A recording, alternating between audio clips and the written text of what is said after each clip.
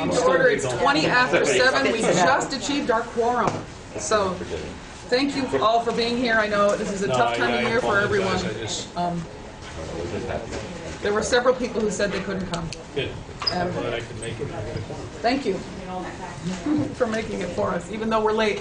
We are going to whip right through this agenda. We had a very long meeting the last time, and I'm hoping we'll get out of here much earlier tonight. We'll see. So, welcome to members of the public. Anybody want to speak? Introduce yourselves to everyone.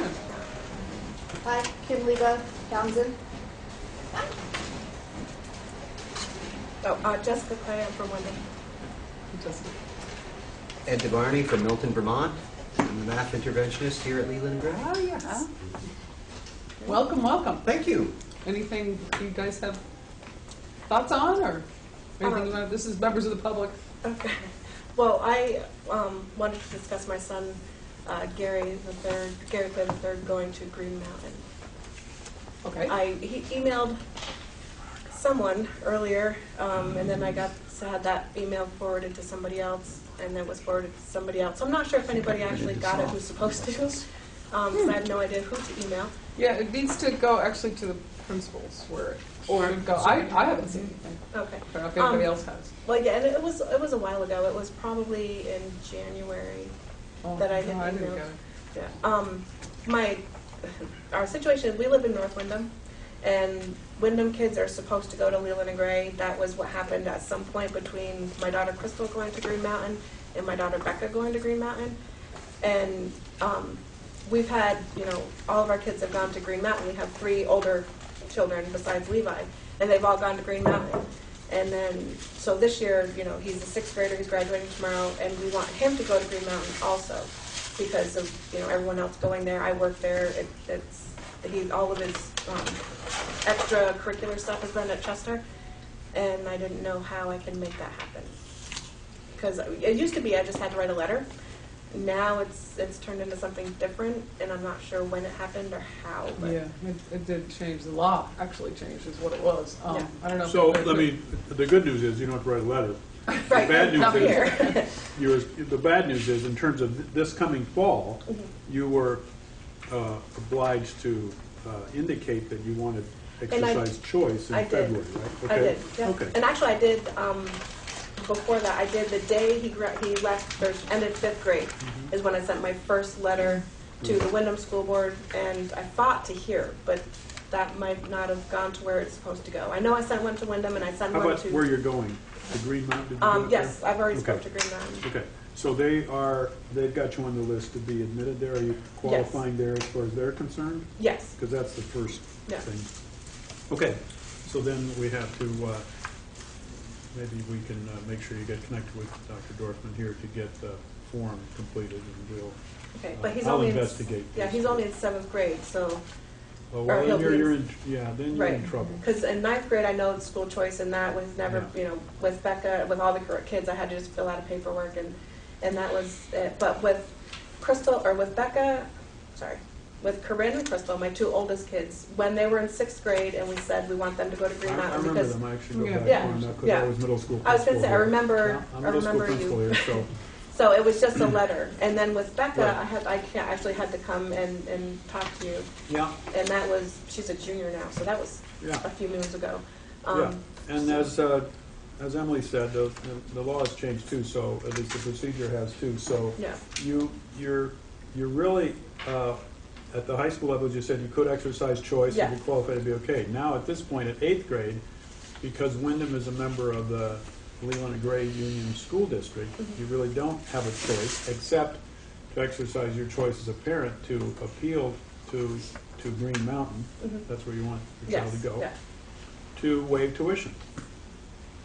Whether they do it or not is another question. Yeah. But see, they're not going to get.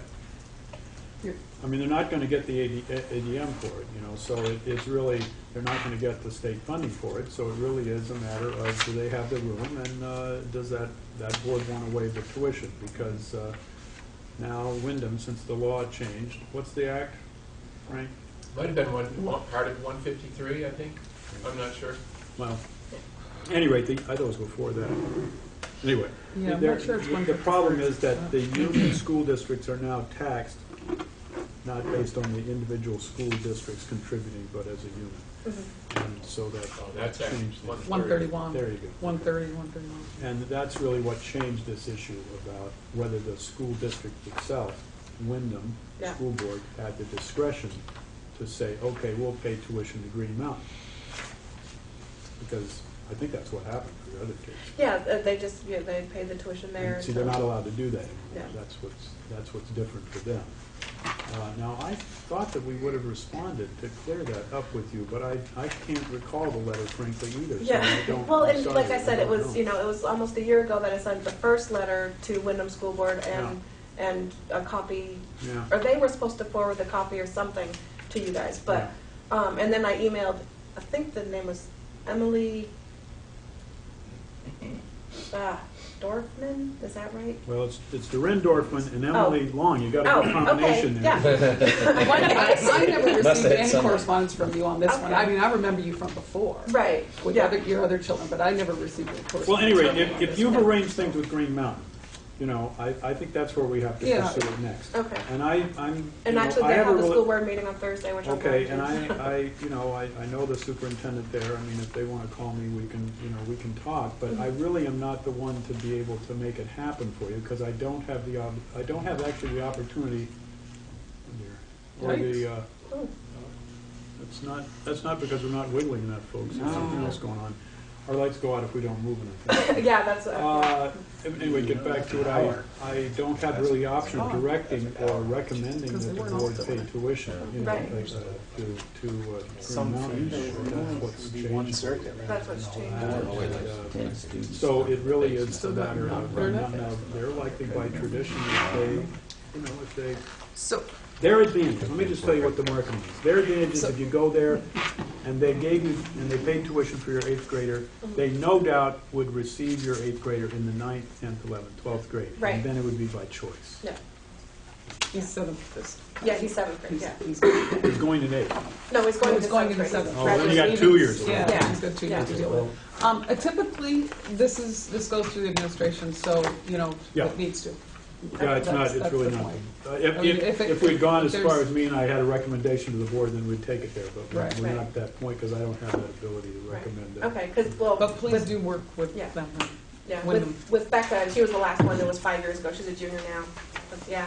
So it's been a I'm while. sorry you waited here so patiently Oh. because I could have straightened it Not a out for I'll you. give you a card. But I'll give you my cards. All right. Okay, well, anyway, hopefully this will all work out for Okay. you and your Thank you. family. Yeah. All right. So, I've got a meeting with them on Thursday. So. Okay, good. Anything else from anyone? Okay. Glad you're all here, though. Thank you. Thanks for. Okay, sorry Thanks for about that. coming. Not a problem. I knew this is what I had to do with Becca, so. Yeah, it was, Yeah. okay. All right, Was thank that- you. Thank you. Nice to see you. Okay, see you. All right, additions or corrections to our agenda? Do I have any? Let's see. I don't I don't think we're down, so going to I don't need an think I have any. executive session. Did you have any? I don't think we need an executive session. Frank? No? Okay. We did members of the public correspondence. Doreen brought us a few things, little advertisement from Walden University, if anybody wants to get their degree. School planning and management. I don't know if anybody's interested in that from the administration point of view, but I'll pass those around.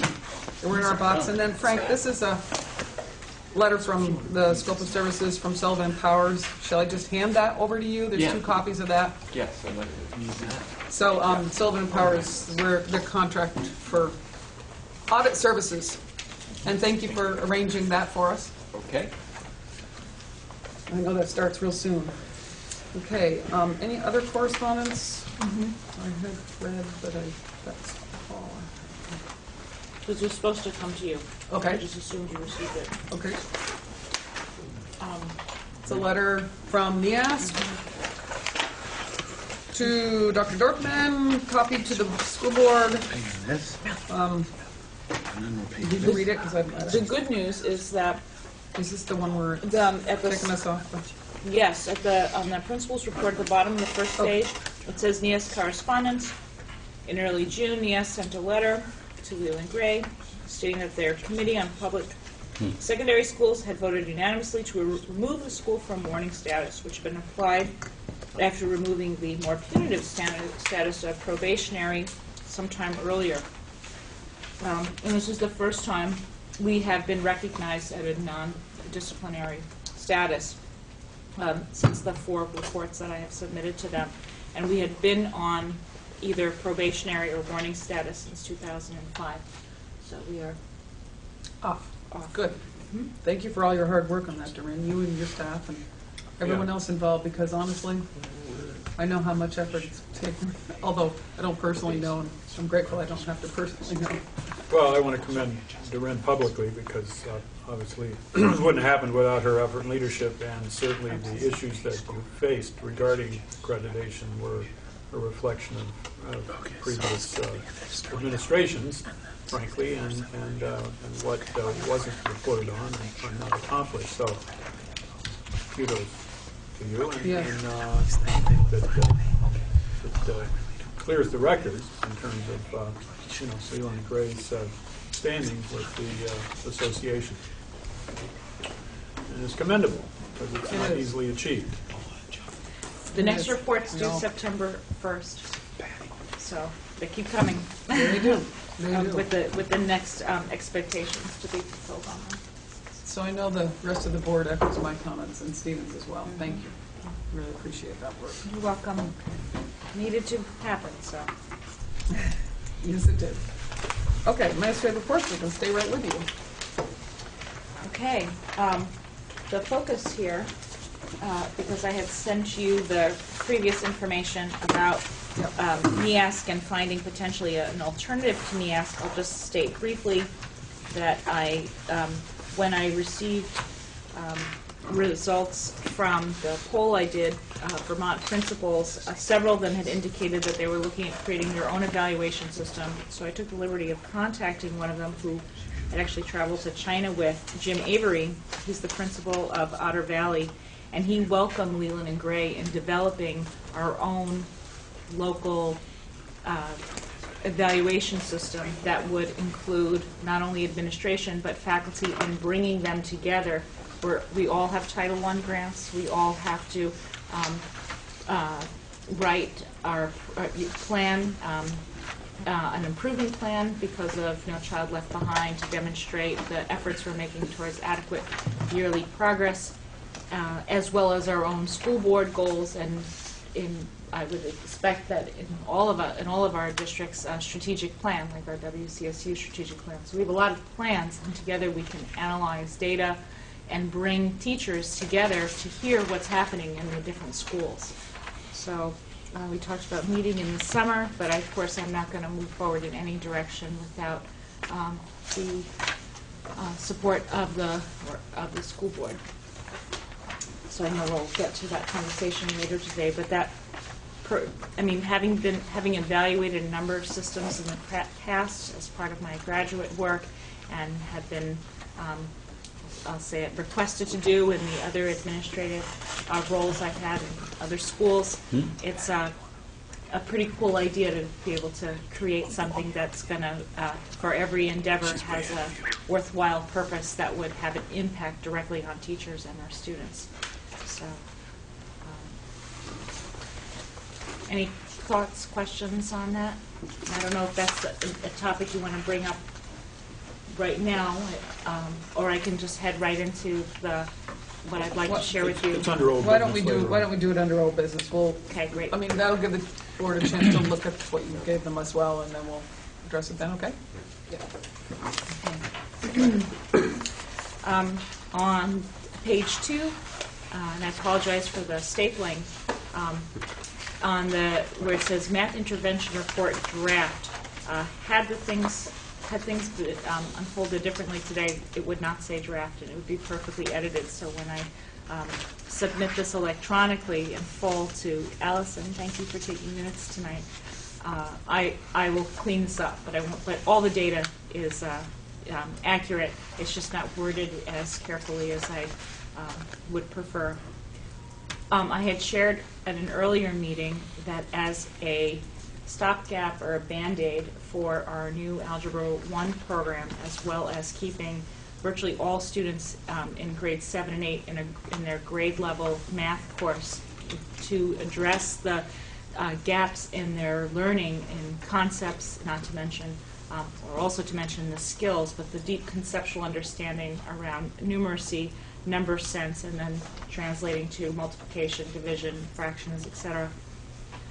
We created a math intervention that we were able to fund because when we budgeted for Mahesh Sharma's math course with us in the fall, we had enough participants that we actually didn't have to spend any money on that. Participants from outside of the district, which freed up the almost $10,000 to bring in our math interventionist. Happens to be sitting with us right here, Ed DeVarney. That's Very great. good. And so you may recall the students participating are all regular education students. There are 27 of them, and they're in grades 7 through 10.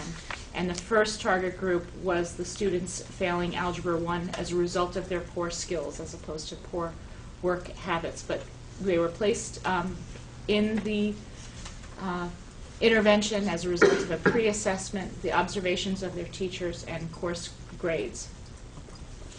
The interventionist has been working with the students twice a week for this last quarter, and because this is a pilot and pretty experimental at the secondary school level, generally these kinds of interventions happen before secondary school. I really needed to study this careful with a number of sources. So there are 5 sources of data. A survey of students, a survey of our math teachers, a direct observation of the intervention, the pre and post assessments, and reviewing the actual instructional materials created. And so just going to walk you through this a little bit more. Is that all right? Can I just keep going this way? Okay. So about half the students were enrolled in Algebra 1, and then the other split between mostly the 7th and 8th grade courses and one in geometry, surprisingly enough, in college prep geometry with the gaps. And the students who were attending, more than half of them had never attended a math intervention in elementary school, but and about half of them were also in the math support class. So they were having math instruction as much as 2 periods every day for this last quarter. Welcome. Thank you.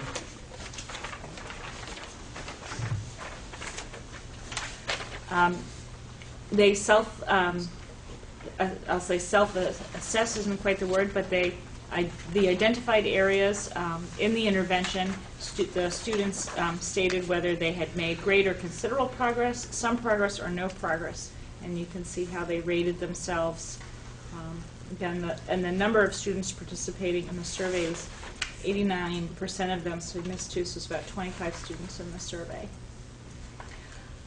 And when asked if they would continue next year, 21% said yes, 50% said no, and another 29% said, well, it depends. And they gave their answers of why it depends on what. And but I was heartened to see about would they recommend it to another student, and should Leland and Gray continue to do that, to offer this. Well more than half said yes. And then the questions of their confidence in their math skills, deepen their understanding, improve their grade, feel more confident in the class now and next year, and enjoy learning mathematics more, really strong. And given the number of students participating, exceptionally strong, I would say, because these were typically students who, I hate to say it on camera, but didn't like math.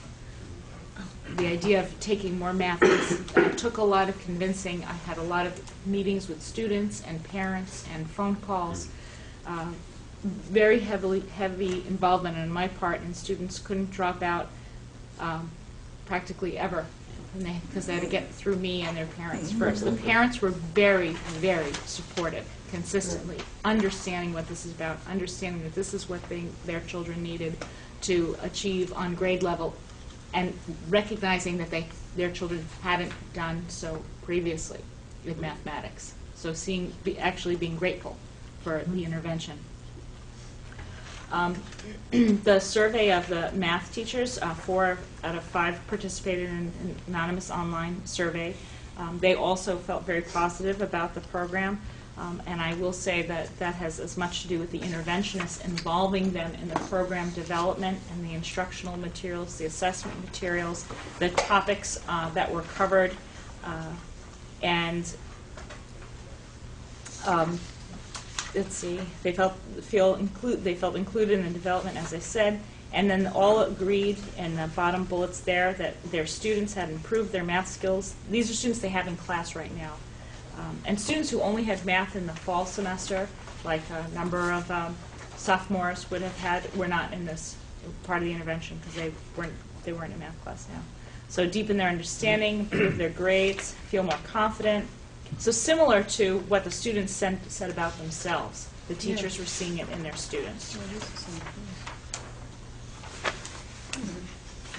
Joanne, can I ask on that survey of the teachers, the 75% shared that they were not aware of math interventions taking place in elementary schools. Does that Correct. mean that they're happening and they're not aware, or they're not happening that they don't think they're happening? Very good question. What it means that they're not aware what or if something is So happening, it- and okay. and that's one of the areas that we're trying to address in the pre-K-12 math So committee. it could happen, it's not happening. It's not that it's happening, they don't know it's happening. Because it says they weren't aware. It's just that they're not aware, Yeah. and the need to improve the communication, because in this K-12 math committee, we just had a big meeting last Friday with Mahesh Sharma, and then on Monday, where they worked on integrating the Common Core state standards and Mahesh Sharma's non-negotiables of what you have to learn at each grade level. And that was happening pre-K-12 in the Gould Wing. Representatives from every school of the WCSU. And yeah, it was very exciting. And once we establish that, then we're going to talk about the response to intervention. What do we do at our schools? And 3 Leland and Gray faculty members are on that committee, and their responsibility is to bring it back to our school, to communicate this with the rest of the department. And they'll have a day and a half next week during the in-service time when everyone's working on the literacy standards of the Common Core state standards. They'll be working on math standards alone, actually with Peter Goldrick, where more of that information can get communicated. That's why it's so important to stay focused on that pre-K-12 education system and the communication lines being open between us and all the schools, not just the 5 sending to Leland and Gray, but all the schools. You know, it's really critical, and I really appreciate the efforts that you've gone through, Doreen, and you, Stephen, leading the SU in that direction, because we've been fighting for this for years. I can't believe we're sitting here talking about having those grade level meetings. You know. Well, I have to commend Laura Hazard, because she is the leading administrator. The Well, co-chair thank you. is a math teacher at Leland and Gray, Chris Barton, and it's a phenomenal This is great. partnership to see what we're able to. But that's a whole other board report. So all of the math teachers agreed that the intervention should continue next year. They differ over the length of time necessary for students to participate. But I'll just say anecdotally, there have been students who have exited the program and entered the program at different times, depending on their skill level. Someone wasn't detected earlier, or someone had the fundamental skills that were needed and essentially tested out. Melanie Zwolinski, Peter Goldrick, although he's not an administrator, but he's a member of our administrative or leadership team. He conducted observation, and I don't know, how many times was I in there? 10 times or something like that, observing him and learning alongside the kids, I have to say. And these were the areas that we identified based on our informal observation checklist that we saw happening during the 42-minute intervention. And then there was a quote from one of the administrators who observed, listed there at the bottom. So for a class in which students take time from their day, usually peer tutoring center, and receive no grade, they've demonstrated remarkable buy-in for the investment in their math education. They know their deficits and have struggled for years and seem grateful for the chance to address them in a small, safe, highly directed intervention. Oh my God, is that beautiful? I never thought I'd be so touched by a math intervention. But if you know, but to see it with your own eyes, and how happy these kids to say, yeah, I don't get it, and then articulate to the point until they demonstrate the understanding. So then the quantitative piece about the pre and post assessment is essentially the same test. 20 students of the 27 in the program participated in both the pre and the post assessment. The average score increase on the assessment was 11 points, but you can see there was a big variance between, somehow it divided 5, 5, 5, 5 of their, to what extent they had increased or in fact had not. But we did want to include that there were 4 students who came in a little later. They didn't participate in the pre-assessment, but their score was an average of 94 compared to the whole group, which the average was 83. And of course, I'm going to look at their grade comparison for between the 3rd quarter and the 4th quarter, and also to see if they passed math that year. And will they be watched as they go along? That's a very good question, and I hadn't thought of it yet. I mean, to look at a group of 27 and track them over time is not an impossible thing to do. If the math intervention is the deciding factor of their achievement, I don't know, because more than half of them are in math support class as well with the classroom teacher, so that's another variable. They're also being placed in college prep track courses, which even 1 year ago they would not have been. So they noticed if they were struggling again somehow, and yeah. Right. Right. I would have them as a pilot group, but I wouldn't know how they would have done otherwise, and I couldn't compare them with their, say, other kids who got regular education kids who got below grade level scores on the kneecaps, because they never would get to Algebra 1 except maybe as a senior. Yeah. I just would hope that they would continue on and be successful and come for help if they sense that they're struggling with something. You know, now that they know that the help will help. What I really want to see is which of them get to Algebra 2 and pass. Yeah. Because that is really where they hit the wall. They can't function out. They don't get in there. They're not recommended to be in there.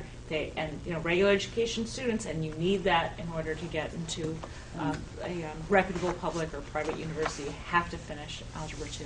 Yeah. And so I appreciate the suggestion. Yeah.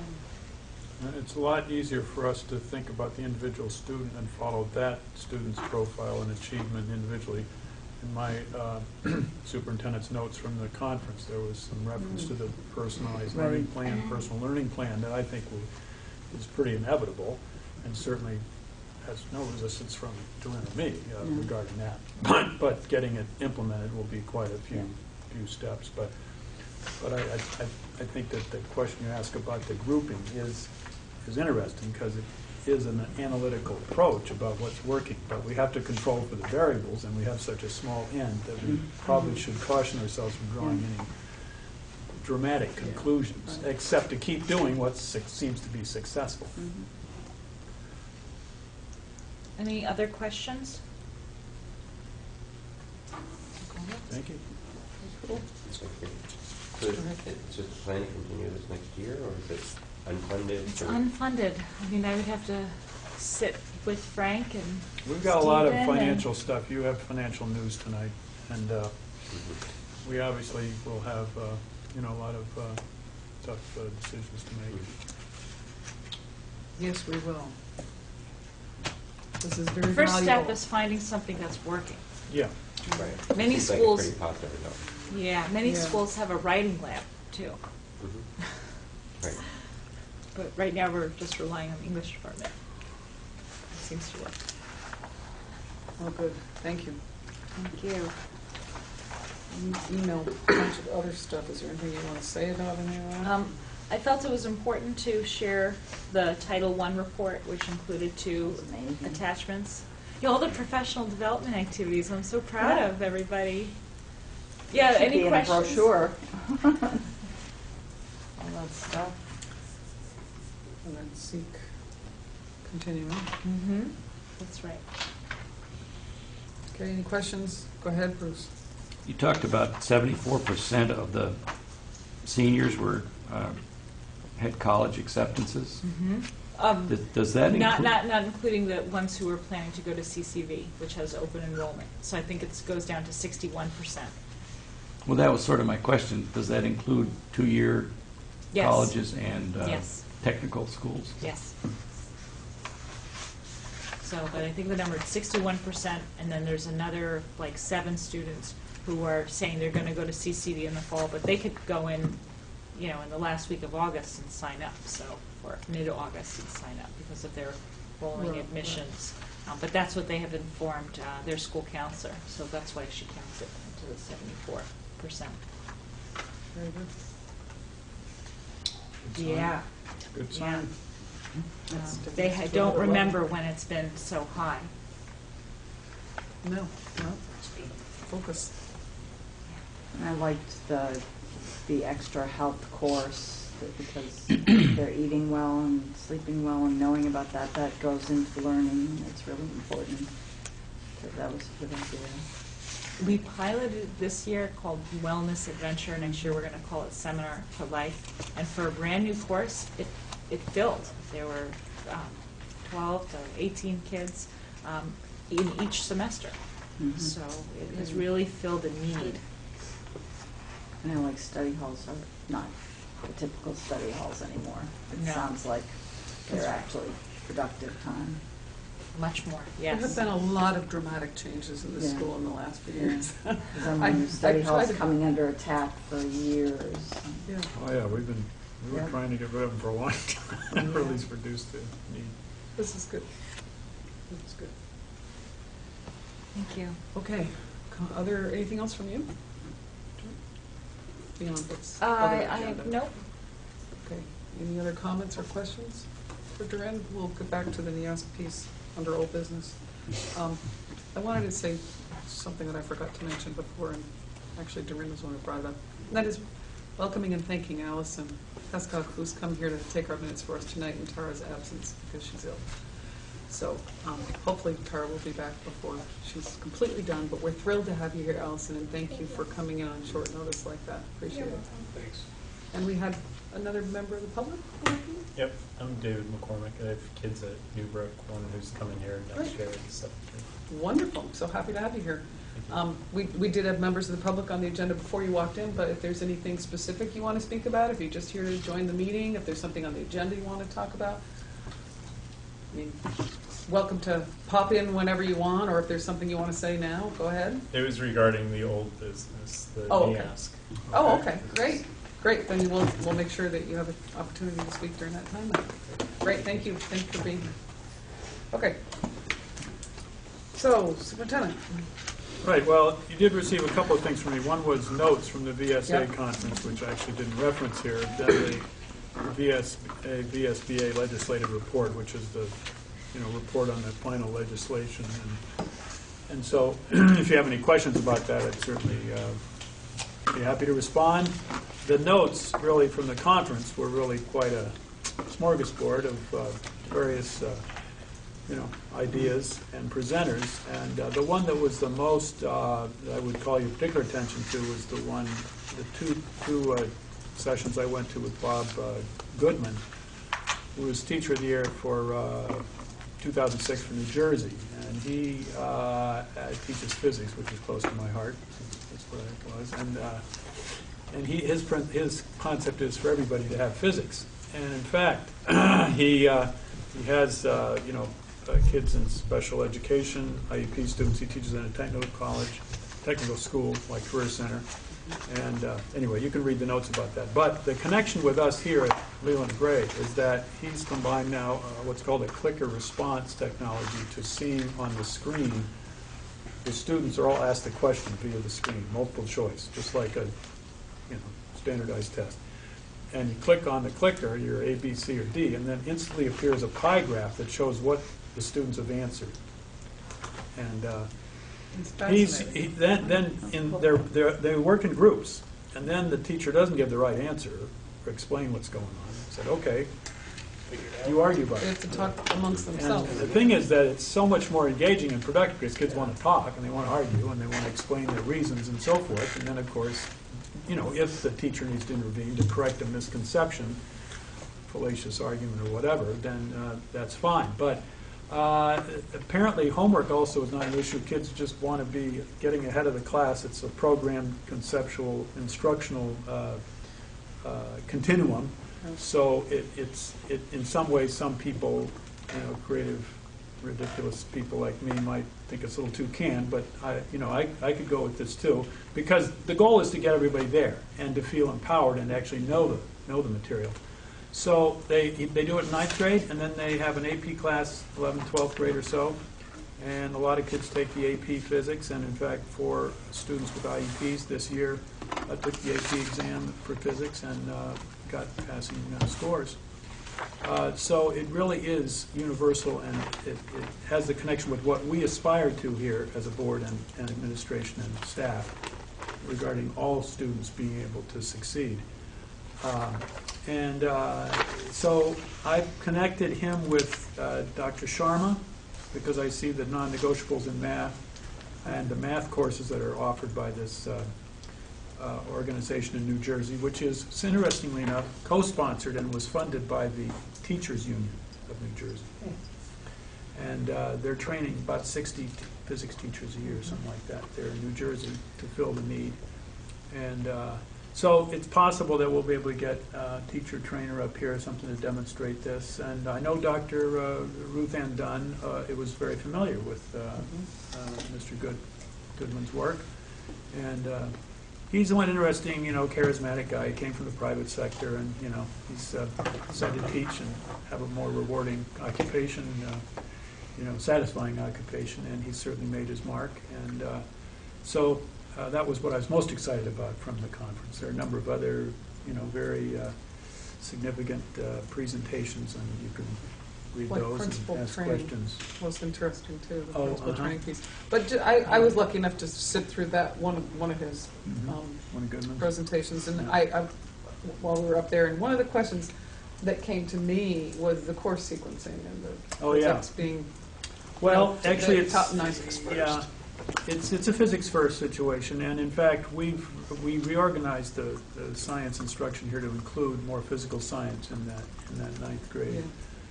But we haven't called it physics per se, and Right. I think that we really don't serve our students well when we continue to think in this sort of compartmentalized version of. In fact, in Europe, they talk about science 1, 2, 3, 4. And the same thing with math 1, 2, 3, 4, rather than talking about algebra 1, algebra 2, algebra 1 part 1, algebra 1 Yeah. part 2. So what we want to do is come up with whatever Well, I mean, makes sense to our students. it's just that, yeah, I'd just ask, we have to see how these ideas evolve, but,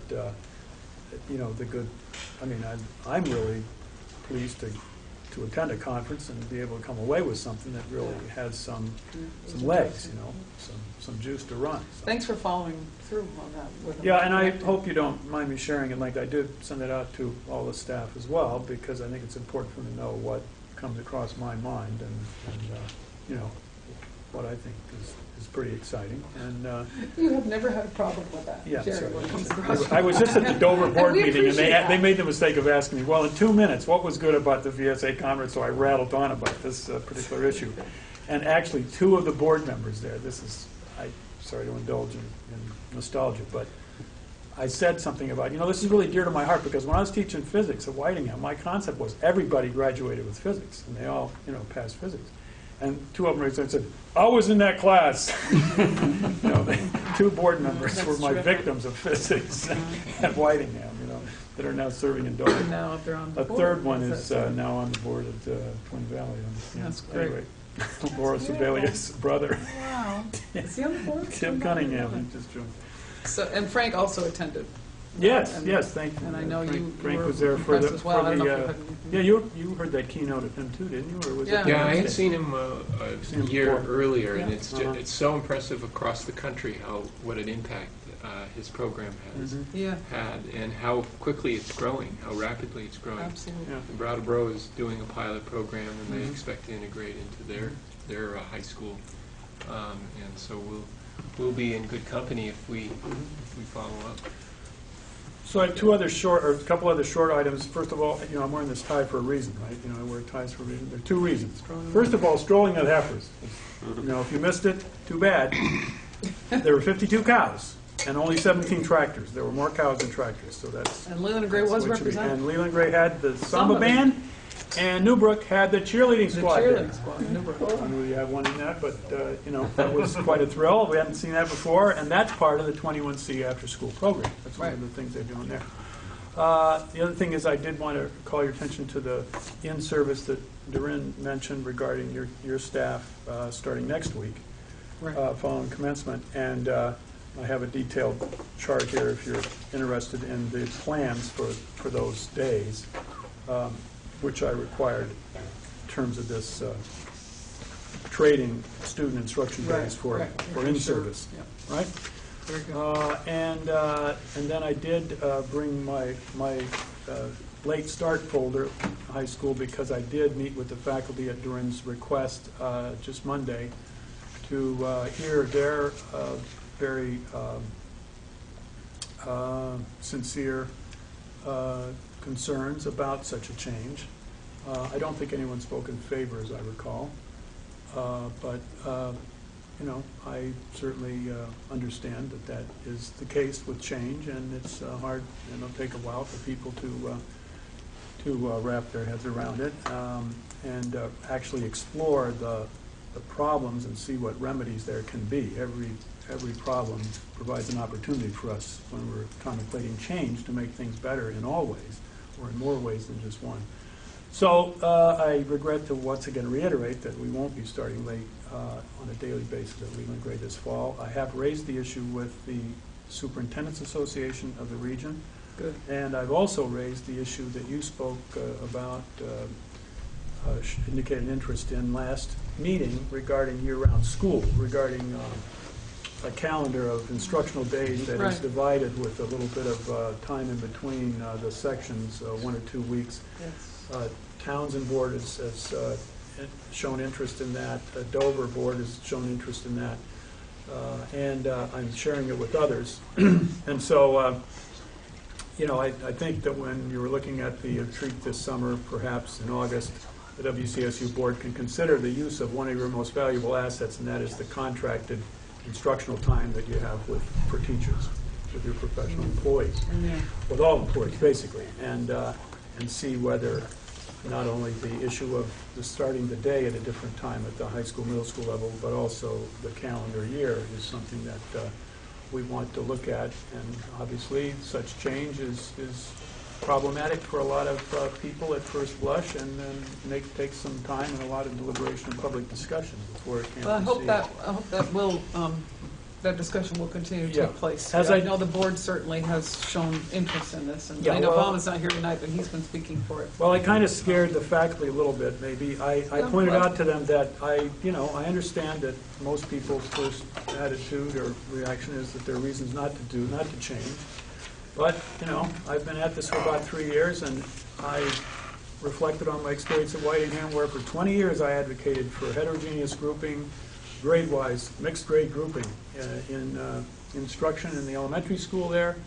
And it took 20 years, but, finally got there. It's a pretty Well, radical idea. we Nobody don't- thinks about it now, but it's... We don't want to do it without getting answers to questions and addressing concerns, that's for sure, but concerns are not a reason to say we're not going to do it, that's all. We Yeah. need to continue to That's right. discuss it to make sure that we're meeting the needs of the kids, and that's what the whole conversation's about. I have one other curveball for you, not to discuss at length, but there is a possibility that August 1, the Newbrook Board will make a decision regarding becoming a green building, a green campus. they will decide, they've already decided they want to pursue geothermal coupled with photovoltaic electricity generation. I don't know if you've heard this before. Now, the surprising thing is they were thinking about a pretty substantial bond, borrowing vote. But there is something called a performance contract bond, performance-based contract with private enterprise. A private company can do this and take the tax credits from the federal government, which we as a public entity can't do. And that's why they're interested in doing something with schools. There is an outfit that Frank and I have consulted with a bit, recommended by the VSA and VSBA. Norm Edkin, the energy consultant. I'm just giving you a heads up that at some time the prospect may be that other schools would want to add on to this performance contract, which involves no borrowing and guarantees a return. I mean, it's kind of a magical thing in a way, but it is all legal, and it's all it works out financially. That you as a board may need to may want to consider some installation of solar panels here. And I mean, I don't have any farther than just this week to be saying when I go around to the boards, you know, just be heads up. Now, Dover's very interested. They have a building committee that wants the information from me right away. Wyndham has already been visited, and they're too small, but if they were combined with an SU approach, it would make sense to this company.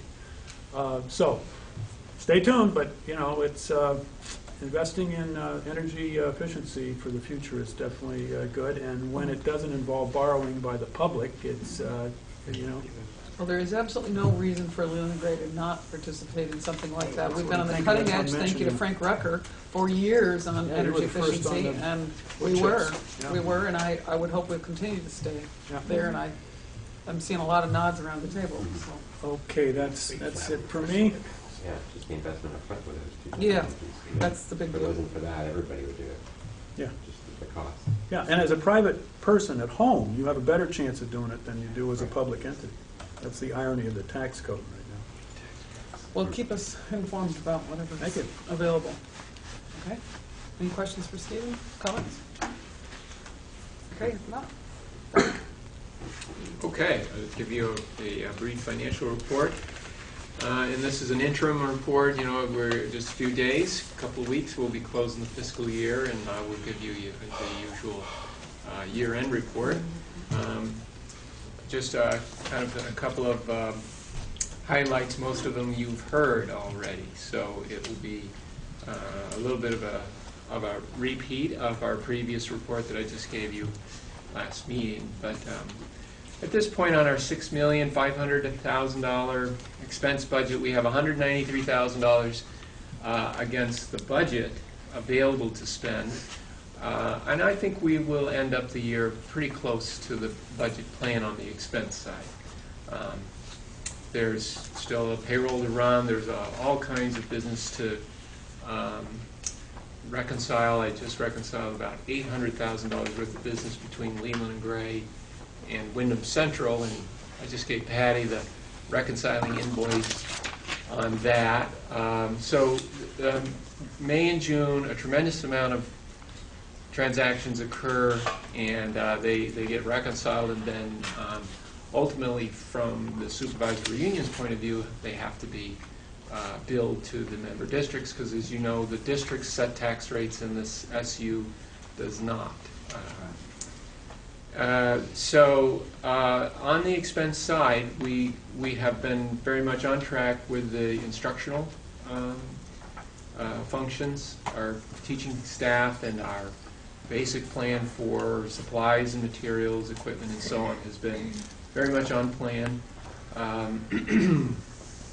Building operations, no surprises. Special education, in years past we've had quite a bit of variances.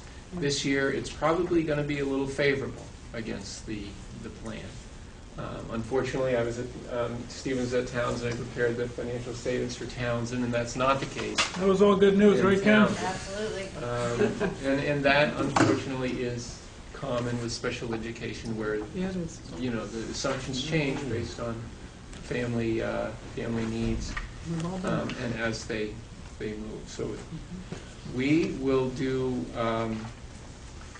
we will do okay against the plan overall in the expenses. Now, as I mentioned on the revenues, not such a good picture. However, as I've mentioned before, because of Durin's effort around grant funding, we will substantially offset the 14 student loss in tuition revenues that we have been tracking all along. You know, I see the tuition revenues probably more than $150,000 below our budget plan. You know, we had kids from some of our communities that just didn't come. We knew they were here. The prior year, we knew who the sixth graders were, and so on. So we were pretty conservative in budgeting, but it's hard to predict when families decide to move. But despite that loss, we have a significant additional amount of grant funding. Grant funding generally does not supplant local money, but the kinds of programs that we are funding, primarily around student support services and professional development, will cause us to exceed our revenue plan in a number of areas. And then an unusual development in special education around the revenue plan. Even though our expenses are what we expect are actually a little less, the kinds of reimbursements that we're going to receive this year are much higher than what we budgeted. You know, there's 3 types of special education reimbursement, and one type is 100% reimbursement. We didn't expect that type of reimbursement because of the types of IEPs, individual education plans, that we were aware of. But those have changed, and that will be a significant revenue for us, over 100,000. That will substantially again offset the loss in the tuition revenue.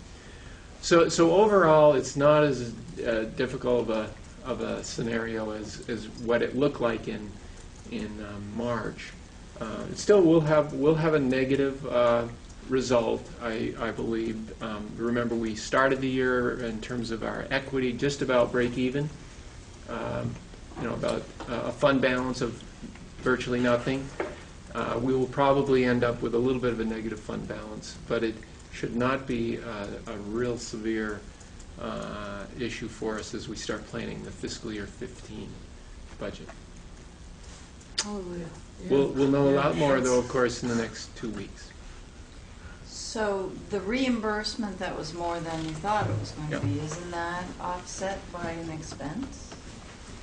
'Cause We've spent the money. Special ed, we planned on a $1.1 million special ed budget. We're going to spend about $1 million special ed.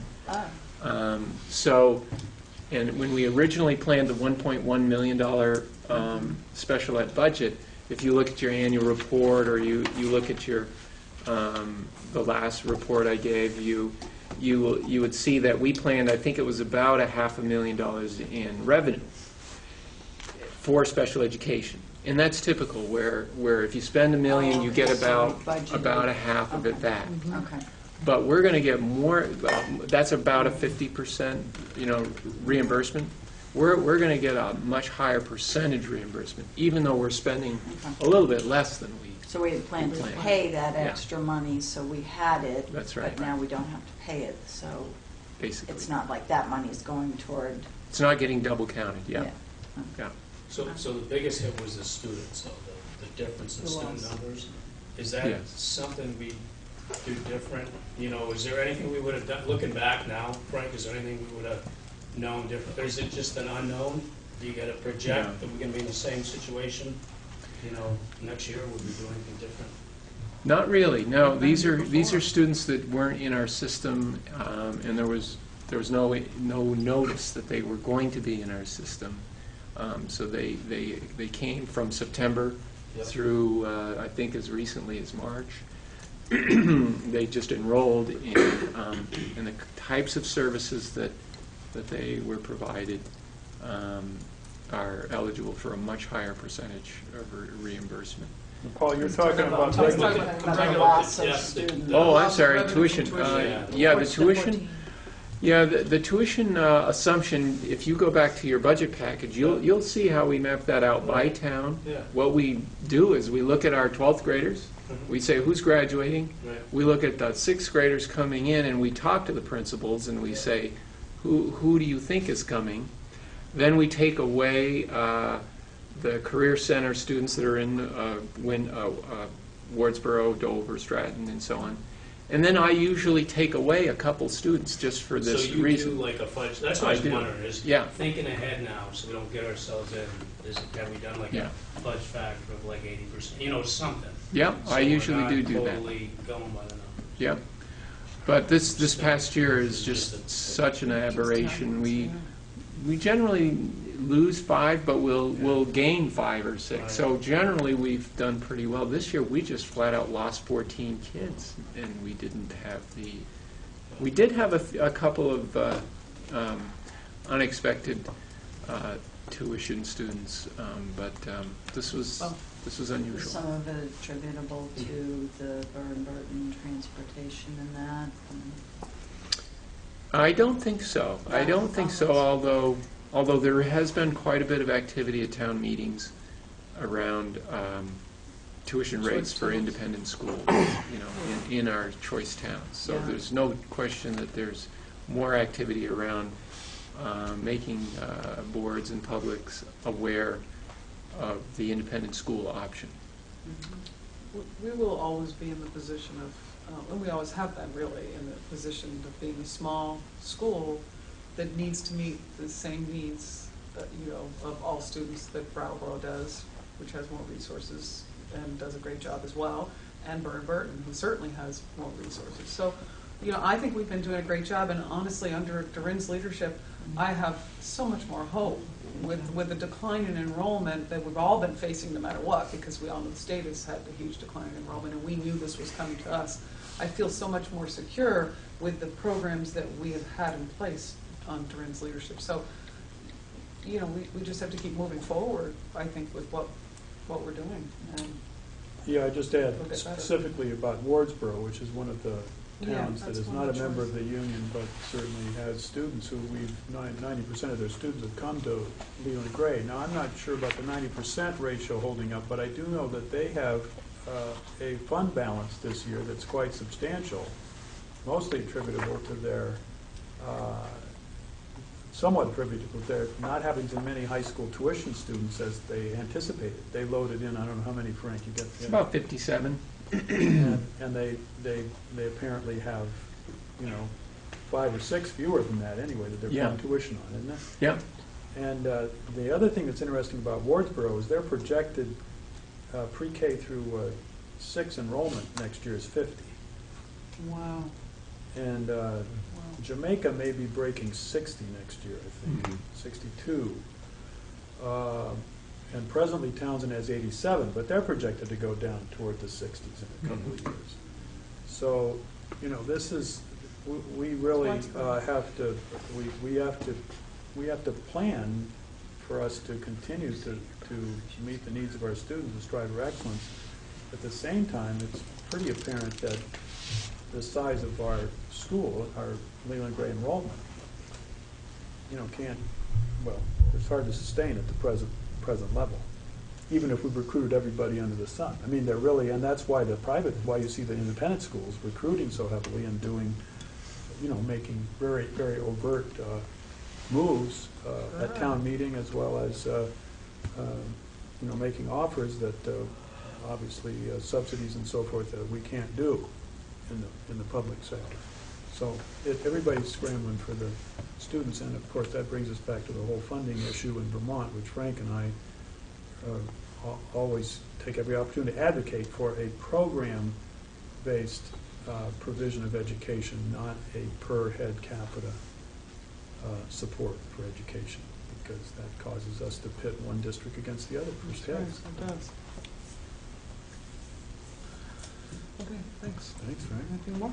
Well, the other thing I wanted to make sure we addressed is the tax anticipation borrowing note, a motion. Got it on here. Good. under new business. Okay. If that's okay. You'll Well, see we can do in it the- right now Why if don't you want. say what it is? Well, you'll see in the pay orders, we're paying off the current tax anticipation note of $1 million and then some $14,000 in interest. So our next year's budget's $6.8 million. A quarter of that's about $1.7 million. And we won't receive much in terms of income until October. toward the end of the first quarter. So that's why we need to borrow. We've been doing it for years. Most districts do need to borrow. We will receive some revenue in September, a little bit in August. But I am asking for a motion to approve a tax anticipation note in the amount of $1 million to fund the FY14 operating expenses. So moved. Okay, that motion has been made by Patty and seconded by Paul. Okay, any comment? Make sure she's got the Yeah, motion right Yeah, there. here you go. Just the first sentence. So nothing different, nothing, this is, It's the same amount as Same, last year. I think nothing's that'll be sufficient. The rates are very low. Yeah. And the product that I used last year, I'll probably use again, where the bank structures the borrowing so that we will borrow right at the beginning of the year, and the $1 million will go into our bank account. They will pay us interest slightly more than it costs us to borrow.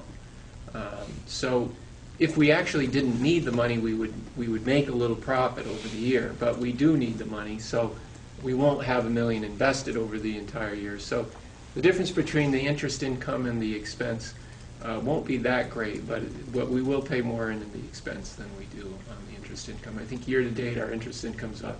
It'll be nearly $10,000, and you see there we're paying 14. So that's the cost of doing business. okay, great. Any other questions, comments? You ready to vote? Okay, all those in favor of the motion to approve the borrowing anticipation note, please say aye. Aye. And opposed? Abstentions? Okay, motion passes. Thank you. Thank you. You know that. Okay. Before we leave the financial report, Frank, with the 14 students that who we estimated would come but did not, what is the revenue amount for those students that we anticipated receiving though did not? It's $13,550 is the rate per student, so it's about $170,000, something like that. Do you predict that for when we plan the budget for 2014-15, would we be expecting to budget to have those about 14 students fewer?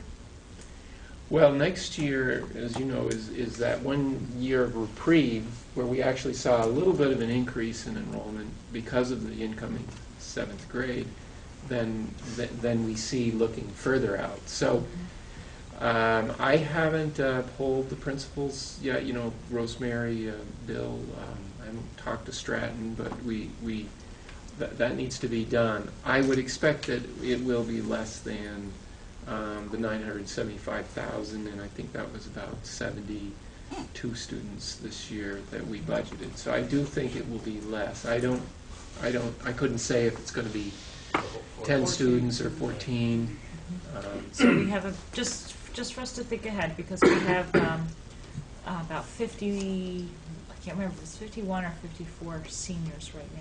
And so the incoming, so when we talk about those who are leaving, and then the group coming in is somewhere between 72 and 75, from what I understand. Right, and that's... And so that's important for us to hear Yeah. right now. So instead, there's going to be an increase of around 20-ish. Yes. And so when we talk about that potential reduction of revenue, it'll actually be slightly higher. And we are prepared, especially if we can keep the math intervention, for this very large class coming in because of the number of sections we need. They're split up into smaller groups.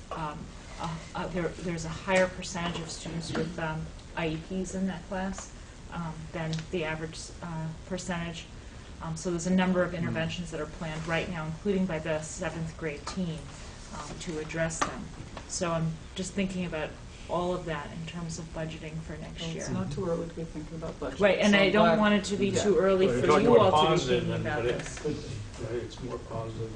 We're talking about implementing a budget that's already been approved. Right. But Correct. when we look to the But- fall, but by we're talking- FY15, but then we we are have a talking about situation where budgeting students go down. for So the future. That's right, so, exactly.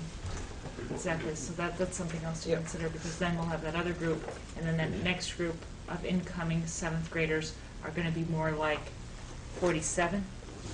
Right. It's a big drop. It's a big drop. So it goes from next year's 7th graders around 74, and then 20, more than that, 25 students, Yeah. 30 students, We knew fewer. that. Yeah. Well, So, one thing in that context, and it's not, it doesn't solve all the problems, but it's a mitigating factor, and that is, as Stephen mentioned, the current funding formula is a per student formula, and the way that works is the same for our tuition billing. For fiscal year 14, we increased the tuition rate by $1,000 per student.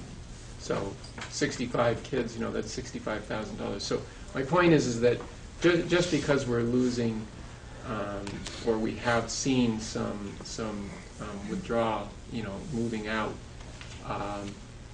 it's not a straight, you lost 14 and you're going to lose that times the old tuition rate type thing. We will make up $65,000 of revenue just because we're charging $1,000 more per student, and we can do that because it's a per capita system. You take your total spending, you divide it by your number of kids, that's your maximum allowable tuition rate. We have to deduct special education, transportation, capital, a whole lot of things. So we never make money by design. But my point is there's a mitigating factor. It's not a one-for-one thing. And we already significantly reduced the number of student assumptions for fiscal year 14. I reduced it to 65 students. so already built in. To some extent, Uh-huh. for 14, but, Uh-huh. Still gonna see 15 that, is to yeah. be FY15 is when we also expect to have between 10 to say 13, 14 tuition-paying Chinese students, because that's when our 2+1 program kicks in after our students in Tangshan in foreign language school outside of Beijing. So right now it'll be it's a 2-year program, and then the 3rd year, their senior year of high school, they're supposed to come to Leland and Gray. So that will go as planned. Yeah, and it's important to keep in mind that we are a relatively small school, but 10% of our budget is 700,000 or 600 and something thousand, and when we're dealing with $100,000 variances, it's relatively small on your total program. So it's, even though it sounds like a big number, proportionally it's not. But when you think about programs, you can think about a $60,000 program, a $100,000 program. We have a number of those. You obviously created a number of those. So I'm not minimizing it. I'm just saying for planning and forecasting, it's important to keep that in mind, that we're talking in the realm of 1%, 2% variances on our total budget. And that's not an unusual variance year to year Right, when you it go isn't. in front of the voters. Right. Unfortunately, it's generally been more on the, we asked for more, but for 2 years in a row, we asked for 0%, and one of those is a little bit less than the prior year, so, we've done. Yes, we have. Good explanation. Well, I think you can all appreciate the financial work Yeah, that's that's going on here from very my interesting. office and Frank's work as CFO. The financial scene is really quite complex, and there's a good reason why the public can view our financial projections skeptically. and it's important for you to understand upon what they're based and how it works, because you are called upon to represent what your decisions mean. Well, we're fortunate to have you, Frank. Thank you. Welcome. We are fortunate to have you, especially this long. And I know it's got to have made it a little easier for Doreen coming in here and dealing with all these things and having a solid financial department. It's got to be very. We're pretty tight, I'd say. Yes, we are. Well, I know it makes us feel better. So. And I think it's symbiotic, and the grant is coming on one side and all the revenues coming on the other. Yes. All right. Good. Okay, we're on to. We're finally getting old business. We're on to yes. Yeah. So I know that we just, at least we presented the issues for the board last time, and the question really is, can we continue to invest the time and the money to secure the 10-year process of review, reporting, self-reflection, to gain the accreditation from the New England Association of Schools and Colleges. I brought their directory in case anybody wanted to see who all's involved. I have been in discussion with their vice president and discussed very candidly the concern that a small school like Leland and Gray has regarding our limited resources. I did question them specifically about how the accreditation process aligns with the Common Core state standards, and which are really the primary driving force behind our educational program now, not only in Leland Gray, but 42 states in the country. So I do have here, and I will pass it around just so you get a little visual about the extent to which they responded to that question. There's a Poland Regional High School in New Hampshire or Maine that has done some work and gone through their process, and they hold up as an example. They don't claim that it's complete, but they certainly show that that's certainly something that can happen. So I'll pass those materials around just so you can get a visual of what that's involved, because it is a lot of detail that is involved. Now, I am the veteran of at least 3. No, I think it's 4 now. I'm old enough to have 4 of these behind my belt. 10 years of shot. And I've always been a very strong advocate for this accreditation. And my reason was, when I was at Whitingham for 25 years, was that we're a small school. Nobody knows we exist. But it's important that we have some opportunity to reflect and compare ourselves and see whether we meet the standards of a larger accrediting body that is made up, the visiting committees are made up entirely of volunteers, really, volunteer teachers and I served on many of those visiting committees, a number of those visiting committees. So I can see it from both ends. I do have to say that at this point in time, things are changing, as I see it, throughout the nation, but also the New England region specifically. It is very hard for me to see how this accreditation is worth the time and investment at this point for any school, but certainly a small school. And here's my thinking. What has happened in our country is everybody's getting concerned about, has been concerned about accountability. That's what No Child Left Behind was. Everybody has to have, every student meet the standards and graduate. And now the line is college and career ready. So and in fact, the federal government has imposed through the state requirements that Leland and Gray is now meeting through what's called the Green Mountain Star program, which is a similar reflection on what you have for needs, what you're doing, and what you have to do to meet the standards of all students performing, making adequate progress, really progress in math and language arts. I can regret the focus of the No Child Left Behind on only math and language arts. We've all talked about the importance of the whole child. the NEAS program of accreditation does take into account other areas of the curriculum than math and language arts. That's to its credit and strength. However, at this point, in my judgment, it's a tremendous burden, additional burden to the staff who are already working very hard under Durin's leadership to make a number of very serious professional commitments to their own professional learning, as well as improve, with the end to improve instruction in the classroom and their practice and the outcome for our students, so that in fact we can meet the adequate yearly progress standards, expectations of No Child Left Behind. No Child Left Behind is apparently not going away.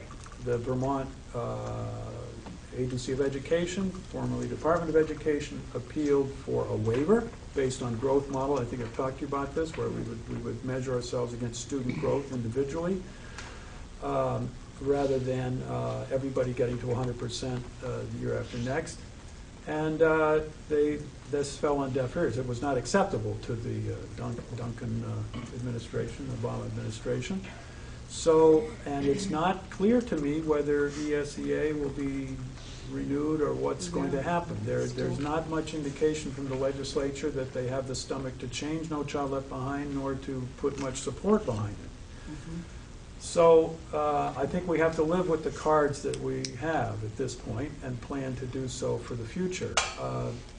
Anyway, then what I can say in sum is that, to my great regret, I advised the board to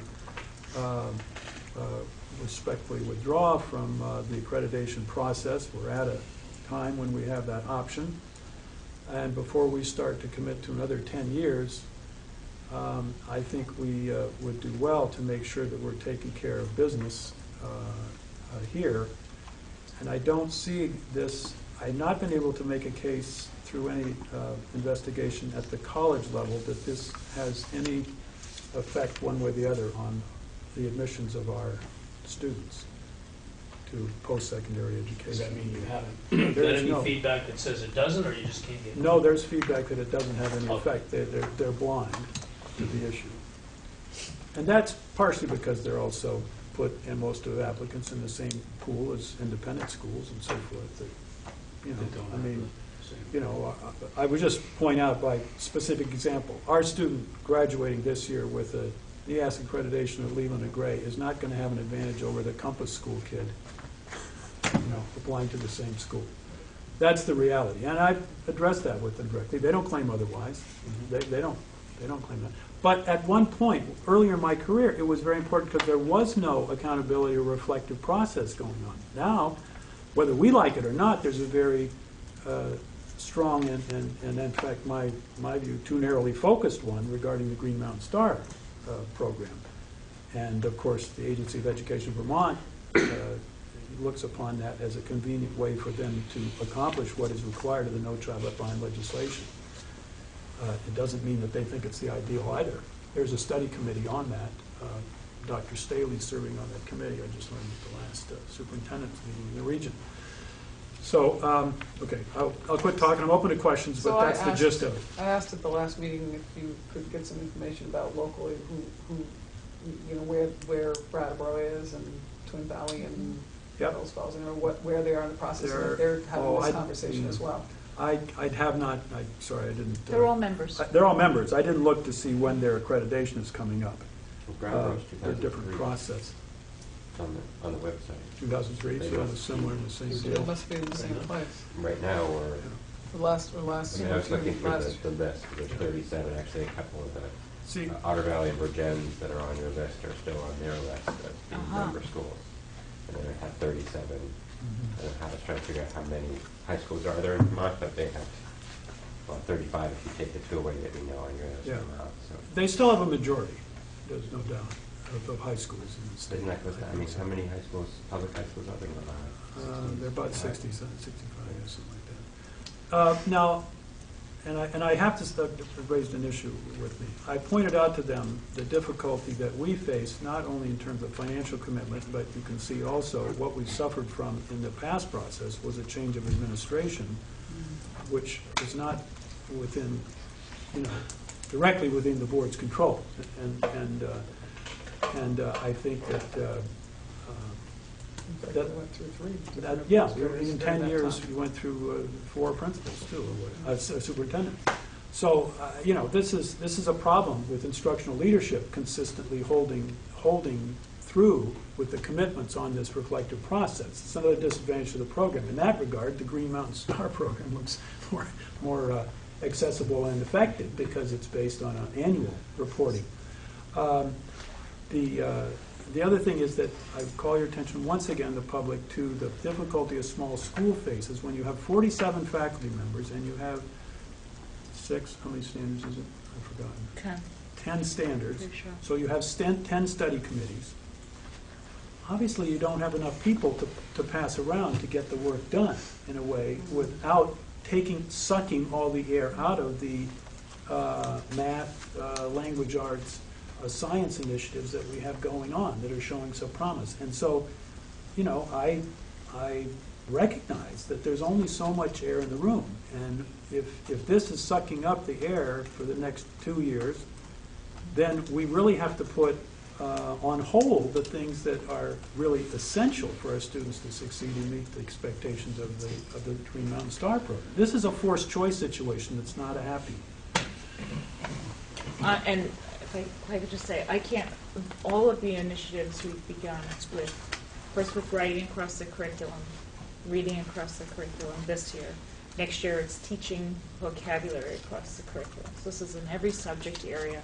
We can't, we're not going to stop the train, but it will slow down significantly. And my fear is that as a result of less time from administration, both Melanie and I, having a focus on those 3 areas, that, and in terms of the instructional capacity of our teachers, 1, to receive the support from us, 2, to have the time to make the curricular changes that are needed, especially in this year of integrating the Common Core, which is going to be teaching our students on a whole about 2 years higher than Vermont's framework of standards in terms of 2 grade levels higher of expectation. And we are on that train and we can't get off, but it will slow down the work substantially. And it's the following school year in fall 2014 that our students will be tested based on the Common Core state standards. So, yeah, spring of 250.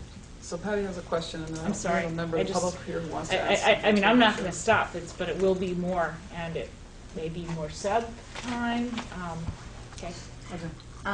Now, the alternative to this, Yeah.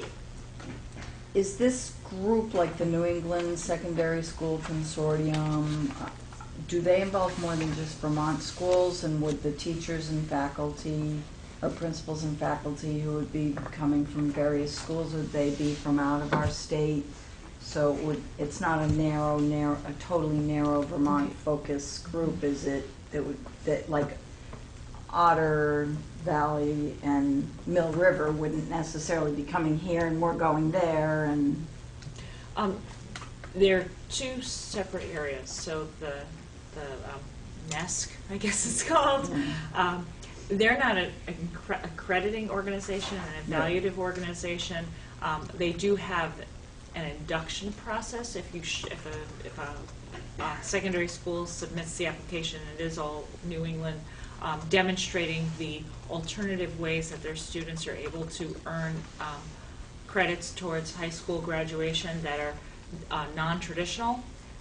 So expanding personalized learning opportunities. Then they can be inducted. There's a recognition involved in that, but not a particular special status, and it's not called like accreditation because it's not an evaluative process.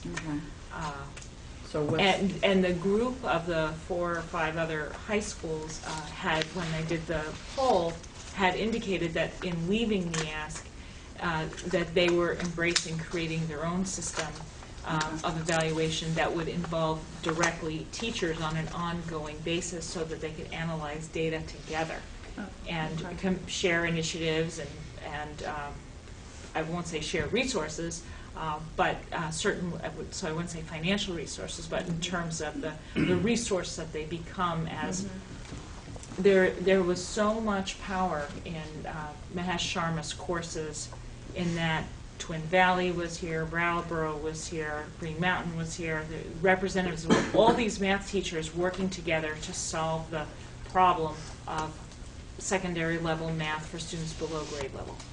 And there was just incredible power in that, and I don't want to lose the golden nuggets that came from that, which is what had led me to contact Jim Avery and say, I really like the idea of our teachers on our curriculum council getting together with, they have a department head structure, with your department heads, because the Leland grade teachers here don't even have exposure to department heads. It's not part of our structure. And plus with the other schools, and all with the same plans in place, Green Mountain Star, Title I, school board goals, so it would be something that we would create. And so it fits our needs individually more than some big thing that comes in and looks at everything all at once. And okay. And as our own consortium and the Agency of Education, I can't remember her name, who has been working with them, has been very supportive of their efforts, and perhaps there would be dollars attached to support the teachers and the schools involved, because it would be our own method of moving forward. Like, Stephen, you described that because we didn't, as state of Vermont, didn't pursue the waiver of No Child Left Behind, looking towards Race to the Top. So what are we going to do in 2014 when 100% of our schools are not, or 100% of our schools and 100% of our students are not making adequate yearly progress? What's the next step? In our minds, if this was to happen, and I say our, meaning the small consortium of schools, is, well, we'd figure that out. What do we do with those students who aren't? But I'd love to hear from David, because I know you came to the meeting for this in particular. Well, I'll say I'm pretty naive to the subject. I just heard about this and thought that it was important to be here for this. I'm concerned about sending my children to a school that isn't accredited. And that may sound, I don't know, kind of shallow, but I think that there are some repercussions to that. And I think recruiting people to this area, they want to know that they're moving to an area that has a school that is accredited for their kids going on to college, for their kids maybe potentially moving away from this area and going to another secondary school. I know just in my brief review of the subject, looking at Brattleboro, if I were to say move to another town, that my kids now would go to Brattleboro, one of the things in Brattleboro's handbook in transfer credits is that those classes come from an accredited school. And I don't know if I'm talking about apples and apples, but it seems like that's what they're looking for. And so coming here tonight, I didn't know anything about NEASC. So it's reassuring to me that there's another group that you're considering, but it's concerning to me that it's so new and young and lots of unknowns. You talk about, I know there was concern about enrollment and talk about Burr & Burton. I know personally 4 families in the past 2 or 3 years that have moved or taken their kids to Burr & Burton that would have gone to Leland and Gray. And Burr & Burton is on this NEASC. They have that accreditation.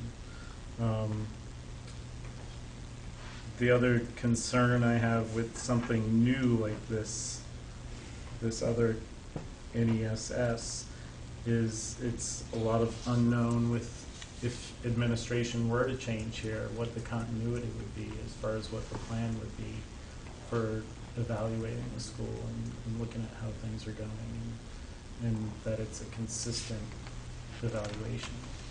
And I know Leland and Gray has been evaluated by the New England group since 1975, I think it was, that they listed. I think that sums up my concerns as a parent and as a community member. Good point. Yeah. Well, he's speaking for me. Yeah. I certainly want to reiterate that I don't take my recommendation lightly. I'm in a forced choice situation. I think that if it were, if I had the confidence that as part of the process we had the sustaining support, I'm not talking about financial support, I'm talking about the actual relationship.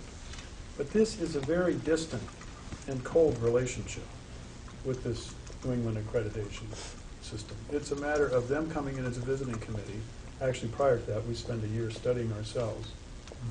At 2 years, a year and a half. Anyway, and then they come in as a visiting committee, and they make recommendations, and that really is the target list that you just shoot for the next 2-year report, 3-year report, 5-year report, and so forth. And it is really, I've never, as a principal or superintendent, received any call of support or inquiry about anything. And, you know, you pay money, but I'm just pointing, you know, what is attractive to me about taking a more collaborative approach with other similarly positioned schools is that there's a chance, or a greater chance, that there will be ongoing meaning on each other and relationship through networking and professional development than there is presently, you know, for 30 years. I mean, now, I understand that my questions to this director challenge the institution as to how they're going to reform and change, because they got to deal with this No Child Left Behind thing. You know, we're not the only school that's in this situation, and I do expect they will reform. And in fact, if they had presented me with anything credible regarding the linking of their standards with what's coming, what's happening, what's already been adopted by the state of Vermont, the state of New Hampshire, the state of Massachusetts, you know, blah de blah. You know, I'm thinking these people are now. To be fair, secondary schools are not their primary focus. Their primary focus is colleges. And if you looked at the research nationwide, you'd see that they have they traditionally have had a stronger role in secondary schools as well as colleges in New England than in other parts of the country. So anyway, I recognize the difficulty you face as a parent as well. If I had, in my research, found any reason to think that your child's application was going to be treated differently at a college, you know, I wouldn't be making this recommendation. But I have no basis, you know, to support that contention. And they have no basis. They give me no basis for that contention. They make the claim. They do not make the, well, they may make the claim publicly with you, but when I talk to them on the phone, they don't make that. They don't make that claim. Well, I have to speak for the What about organization. even the question, like, was it Dave? Yep. Dave raised about even the high schools. I mean, it seems like from the state of Vermont, it seemed like it was a question of whether Brattleboro would even accept this. It seems like Correct. Vermont should be able to answer that. Vermont should Oh, be yeah. able to say Well, that's- I did want to. that's a non-issue. Well, I did want to clarify that as far as being accredited or meeting the standards of instruction in the state of Vermont, you know, this school meets the standards and exceeds them. In fact, our graduation standards are far exceed the state requirement for graduation. But for transferring. And for transferring, that isn't an issue either. It's never been an issue for anybody coming out of state. You know, we take students where they are. We accept transfers from other. The way the state views it in terms of law is if the school is accredited, not by New England Association of Schools and Colleges, accredited by the jurisdiction, the state, the country, the education department of the country or state that it resides, then it is acceptable in terms of us paying tuition. You know, the state of Vermont pays tuition out of state, but only for high school and only for non-religious schools, affiliated schools. So, you know, it's just, you know, illustrate the point for you a little bit. I do think also that it won't be long before our State Board of Education, who already endorses alternate paths and dual enrollment. Now, this doesn't stand in the way of dual enrollment. Your son or daughter coming to Leland and Gray or going to Brattleboro can be in a course at the high school level that receives college credit as well as credit towards graduation from high school at the same time. Now, the state of Vermont just passed a law to support at least 2 such courses for every student in Vermont, whether we've taken initiative on our own through SIT to do something in foreign language that way here, and Brattleboro has a series of courses, and we expect that opportunity to grow. But that, once again, is clouding the issue or distinction between credit, because whether NEAS accredits you or not, if you got a course credit from the college, it's going to be accepted at the colleges, and to give your child a head start on the credits towards graduation, bachelor's degree, and so forth. The other thing that's changing, be aware, is New Hampshire's State Board of Education has already done away with the Carnegie unit. I mean, we're not going to count seat time much longer in education. We're going to be talking about performance-based assessment, and students not, we count credit still here based on But we're having the 120 hours a conversation year, but we're having a all the conversation, we're time having at the about state the board, Vermont. at the school board association level, and the State Board of State Education Board of is really Education very talks close about it. to not eliminating, but challenging us all to have a performance-based continuum of standards, and not based on the seat time. The Carnegie unit is 120 hours. New Hampshire's doing some good work. Well, yeah, there's some issues there too, of course. I don't want to move across the state, but, it is something that's happening, and it's yeah.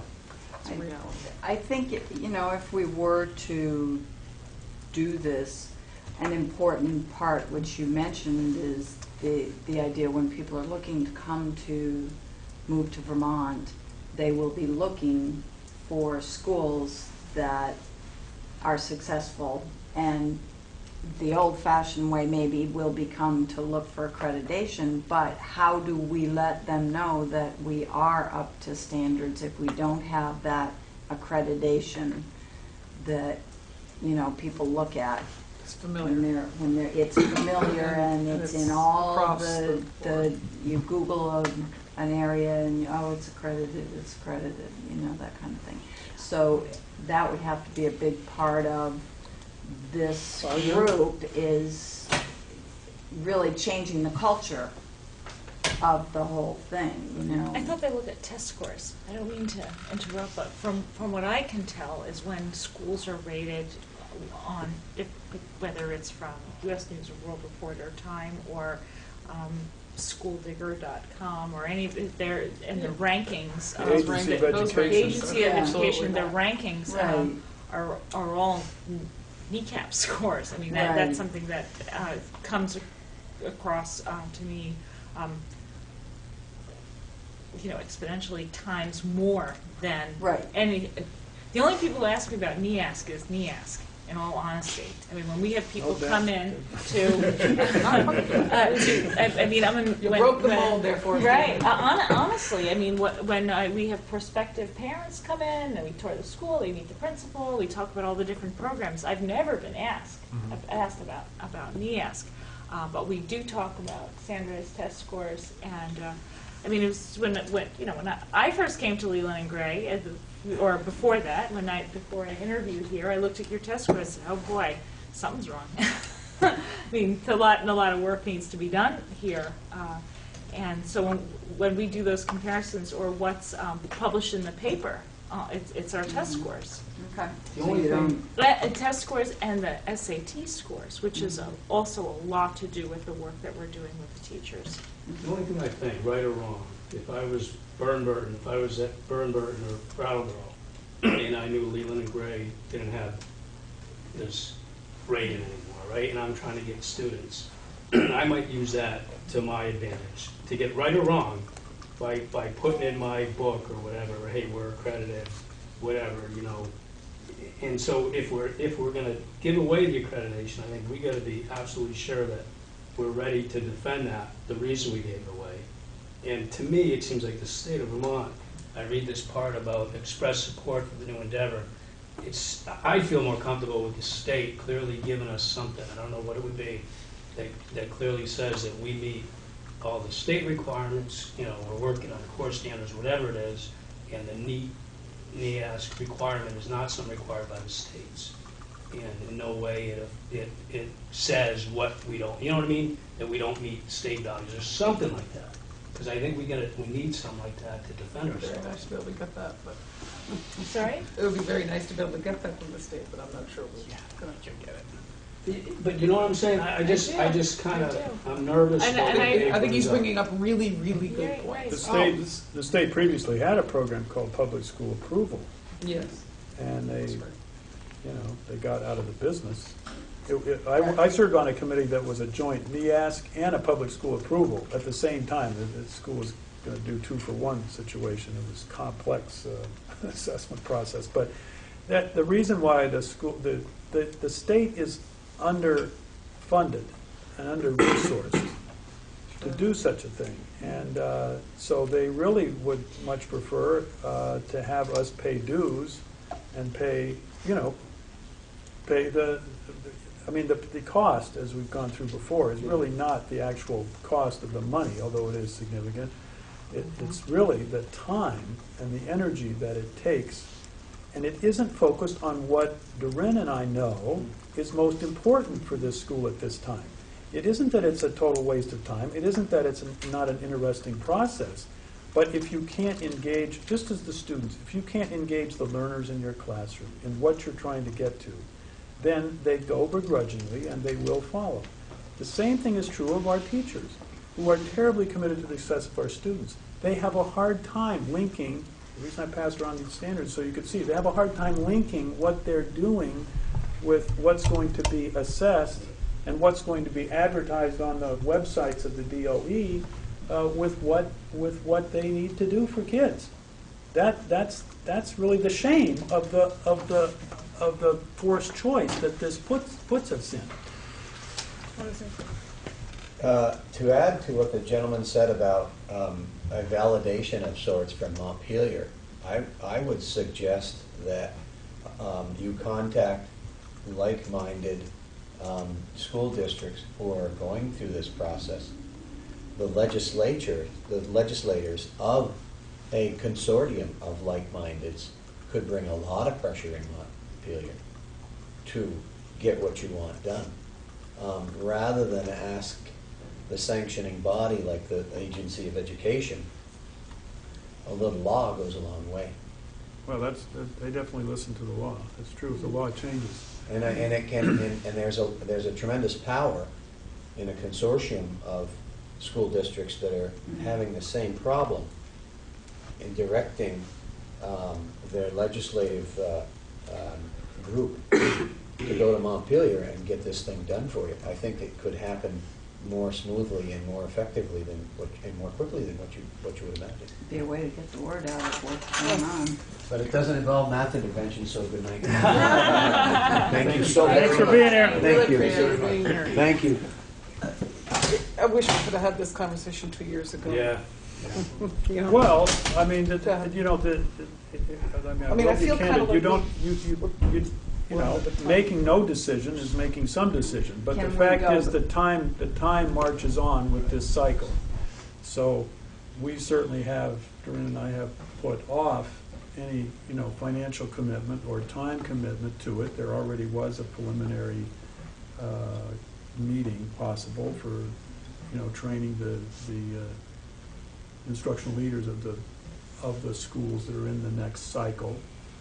And there'll be another session for that later on in the fall, I guess. But I do think that if the board wants to contemplate this and do more work on it from an individual point of view, I certainly can understand your concern. And I don't think there's anything that's going to change my recommendation, but I certainly can appreciate that you might not vote, the way I'm recommending. And that's certainly understandable. I do think that we would want to make clear to you once again, in anticipating our budget in FY14, particularly in FY15, because that's when the visiting committee comes, right? The visiting Fall committee comes 2015. 15, which would be actually in the FY16 budget. But at any rate, we're looking at 2 years, 2.5 years, 3 years of financial as well as personnel added burden to the school. And if I could rationalize that was also getting us to the Common Core and improving our performance of our students and accomplishing the curriculum revision that we have to get there, then I would be happy as a clam to continue to work it out and to not only pay in terms of money, but pay in terms of time. And it is a bit of, I don't want to go too cynical, but it is a bit of a club atmosphere. You know, you pay your dues and you get the stamp. And it's the good housekeeping seal of approval. That used to mean something. I don't know that it does anymore. But, you know, it is a bit like that, and it's particularly true here in New England. And, you know, it wouldn't be surprising to see a number of people and a number of schools who've done it for a number of years think that it's absolutely what they have to do, you know, and they're convinced that it's important. But I know that my colleague, Dr. Staley and Steve Perrin at the high school in Brattleboro are certainly, you know, considering in their quiet moments, how long is this process going to continue? Because they are under the gun more strongly than we are regarding STARS, the Green Mountain Star Program, and the adequate yearly progress, because their scores have been hurting for a lot longer than ours. This is only the first year we've been on this checklist. On the top scoring school in Vermont is Stowe. Sometimes it's number 2, usually not number 3 in terms of NECAP scores. They're one of the only high schools in the state of Vermont that is still making adequate yearly progress, and they left NEASC. They're not accredited. They just left in the past 3 That's years. crazy. They too expensive, not going in the direction that they were part of the poll. And they're also a small school in their 9 through 12. I mean, they're still middle and still high school, but they share a facility. But in the high school, they have 239 students, pretty close to the number of students we have in the high school. And they made that. I mean, when I saw that, I said maybe I can look at this again, because I have just thought of NEASC as well. Came to Leland and Gray, write 4 reports, spent thousands of hours on this, talk about it with the faculty, promised them we're not going to do any work. That's for NEASC only. There's nothing cynical in this process. It's very valid. You know, all of the things I've had to do, and then to say, Stowe left, and that's what. Oh, and I have to say, it was that, and the $20,000 price tag for their hotels, mileage, food, separate bedrooms in the hotels. I mean, it's such level of specificity. I don't know if you've seen this. It's a full page of the visiting, right, of the visiting committees. Significant budget, and that of course doesn't take into account the 2 years of substitute teachers and other expenses of additional time.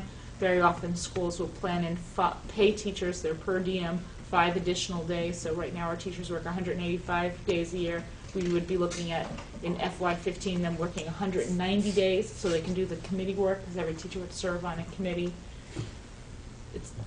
What bothers me is that there's no support from them except that little seal.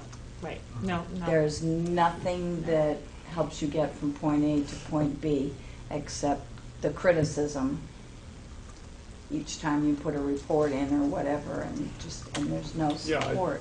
I regret to say that that's been my consistent experience over 4 cycles. It's 40. That's 40 a lot years. of years. Yeah. I started in '73. I mean, if they were supportive and Got legs. Can I just interject Yes, one more please. thing? Hope you will. My experience comes from healthcare. I work at Brattleboro. And we, in the past 3 years, have decided to get rid of our accreditation with the Joint Commission on Allied Healthcare. So we had gone through many inspections. They would stop in randomly to inspect us and make all sorts of recommendations Specific for recommendations, corrective yeah. action. They'd put us on probation, come back, re-inspect, open other doors, they were very on it. But we decided not to pay for that accreditation any longer. But we're still accredited. We're only now accredited by the Centers for Medicare and Medicaid. And so there's still an accreditation there. And from a consumer perspective, people like to see that you have something, some independent agency that's looking at you and evaluating you. And believe me, I have confidence in this school. I'm sending my child here next year. I feel good about it. But like I said, consumers in the community and people that are looking at the community, if you're looking at two communities in this area and they're all equal except for that, that may be the thing from a consumer perspective that says, well, let's live over in this town so we have that choice. Yeah. Would it be helpful if with this consortium of the other 4 or 5 other schools and working with the Agency of Education to develop something, a parallel that you described, accreditation, recognition, awarding, something that included a stamp of some sort, a letter, similar to the way the NESC group does, but it's but that's an induction, so it's different. That shows the commitment to certain principles, which there's no shortage of, and we are looking at the global best practices benchmarks. I think they're very good, actually, and with a description of what that I would say much more homegrown approach looks like. And when I say homegrown, because it brings the teachers, especially teacher leaders from the different schools together, so they can plan and talk about expectations of all students, as opposed to the NEAS system that we've been talking about. Would that be, like, if I had a letter like that yes, in the I think fall? there's value in that. I don't know. I do too. I don't know if it's going to make a big difference. I hear what you're saying as well, but look at the grades, look at the testing scores, and look at the results of the education. But I think on the surface, when you're looking from website to website and seeing what schools have to offer and communities have to offer, that's one thing that stands out. That's certainly a valid point. I think that I give parents more credit than that, though, for actually looking at the school and asking around and being in the classrooms and so forth, because I would also support Jordan's contention that I haven't ever been asked by anybody whether my school at Whitingham or here or Chapel Hill, North Carolina was accredited by, by anybody. But on the web, at that level, that's an interesting level. I think that it should be a concern. I just wish there were a better solution or a better answer for you. But I do reflect back on my comments about the change for late start. We have to stay focused on what's going to be the best for our kids and what I have to stay true to what I know will be the best for the staff, changing the instruction to improve it, to get us to where we need to be. And having gone through the cycle and seen the distractions, seen the dismay, seen the actual argument that it caused between staff who were accused of not really supporting the process or weren't that committed, avoiding the faculty meetings or the committee meetings and so forth, which is what can happen. That I think that I'm in good conscience and make my recommendation. And I think we have to suggest, what are we afraid of? If we're afraid of the situation that you point out, well, then it means nothing if our performance, if our relationship with the students, if our instruction isn't there. And clearly there are examples of schools who are accredited that aren't doing very well. Yeah. Absolutely. And I'd rather have. Just thinking about what we're talking. I listen to what you guys say, and I personally, from what I hear and reading that thing that compares the core values, I couldn't make from that thing you passed around to get. That didn't do it for me. So I really firmly in my heart think that we'd be spending resources and money we don't need. I am at the same time thinking about the students we just talked about losing in the last year, and fighting for students in the next years. I'd hate to see us lose 2 students because some parent opened up a book and made the decision, right or wrong, just because of the accreditation. So I don't know. For me, I'd feel better as if we had a white paper or whatever you call it, some justification of why we're deciding to say leave NEASC or whatever. And to me, the things I'm hearing are, bulleted and very succinct. Is, the state has accredited things. We're not losing any of that. We've done reviews of the best schools in Vermont, and we found, we don't even have to spell them, I don't know, you can if you want. We found that the best schools are not necessarily with NEASC. You know, we have that proof. You know, And those it's that things like aren't that. necessarily. Exactly, schools. and those bulleted, and then bottom line is it costs, you know, this amount of money, this amount of resources, and based on the things we've been doing at the school, our improvements, we feel that that money is much better spent moving.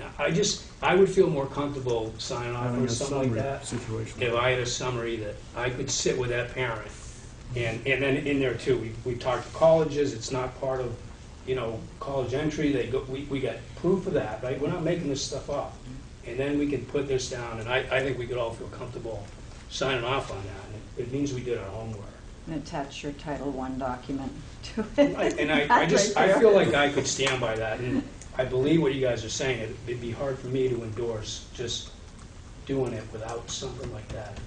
I think your point's well taken too, in terms of supporting documents, the Yeah. STAR, Green Mountain I mean, STAR that thing is initiative just program incredible. too. is Part And of that that, list so. of professional development, Yeah. pages. I think Duran and I would certainly, I mean, I think looking at their website, you know, the NEASC website, where they have zero reference to the Common Core, and they're still referencing exactly. cat text and things like that, where, I mean, and I'm sorry, they've had years to update that Yeah, at they this sure point. have. And if this is an organization that's supposed to be facilitating professional development, and they are years behind in the wave of professional development changing in New England, and you know, that isn't all New England states are signed on to Common Core, right? yeah, I'd be. So I mean, where have they been, and where have they been spending their The fact that dollars? they We're only have supposed to one- look to them that for are- approval. Right, and by the sounds of it, it doesn't really give you a lot of bang for And your you buck. guys can say, I mean, you guys have looked at, I know we talked about it last meeting, and I don't remember the details, but we said we looked at the last times they've given us the reports over the years, and we didn't really see anything, right? You guys look at that. So we know what we're doing now. We know we're making changes that are better. We reviewed the reports we've got from them from 10 years, and we never saw that value, right? So, I mean, you know, like you, we're You got stepping nothing to ahead. show for your effort of. Exactly, we know that. So we're making the right decision, we're moving Beating your forward. head against a wall. But I do think, I mean, this is a newsworthy fallout. Yeah, You know, some, this yeah. is, I mean, We're gonna be able to- I mean, but the other, so, I mean, having just spent some time Google searching, it's interesting that I forwarded to you guys, including David, you know, some links to a couple of New Hampshire newspaper articles over the last couple of years of schools leaving, Maine. and why, and how they contacted colleges and found no benefit. But also looking at the trail of the Google search was very negative. It was about, you know, this, you know, this independent group is demanding that we make the $60 million renovation, it was $20 million renovation, you know, and all of these, you know, recommendations that, you know, can we afford to hear after the study? You know, I mean, do we want to be sidetracked and have an outside organization say this is what you have to do, which then becomes public record, which then becomes, Well, you know, on the other maybe- hand, you know, just to show the flip side of that, if it weren't for some of those very strong recommendations in our last NEASC process on our building, our facilities, we had that behind us when we were going to the communities, to use and we this. did use it. Mhm. I mean, On the bond. yeah. Mhm. Our facilities did not meet standards, and that was really clear. And we cited the report from the ask, and I think it had an impact. I think specifically that's where we got the walls around it, didn't we, Frank? Wasn't that part of the recommendation about the library being, you know, more enclosed space? This used to be wide open. You know, at the one time there were just steps going up in the halls. We're all wide open here. It was Yeah, an there's open no classroom setting. There were no walls between the classrooms. Wasn't either. that the idea behind the school, it was one of those open Yeah, concepts? yeah, it had no Like, walls. There were was no a walls school- between the classrooms. Yeah. So Stowe High School still has no walls. No.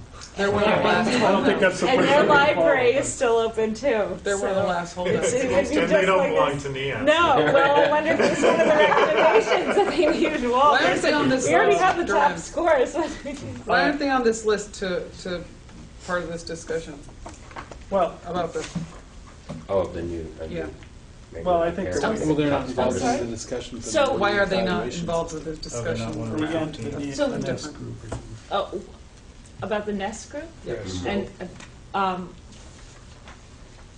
I just contacted Jim Avery. I mean, basically, he, from Otter Valley, he has been working with 3 or 4 other high schools that have left NEASC, and they're looking for, and that's happened in the last year or two, and they're geographically closer together, and so they're looking at doing something together. That's what. So for me to contact and say, hey, I know I'm an hour and a half away, but could we?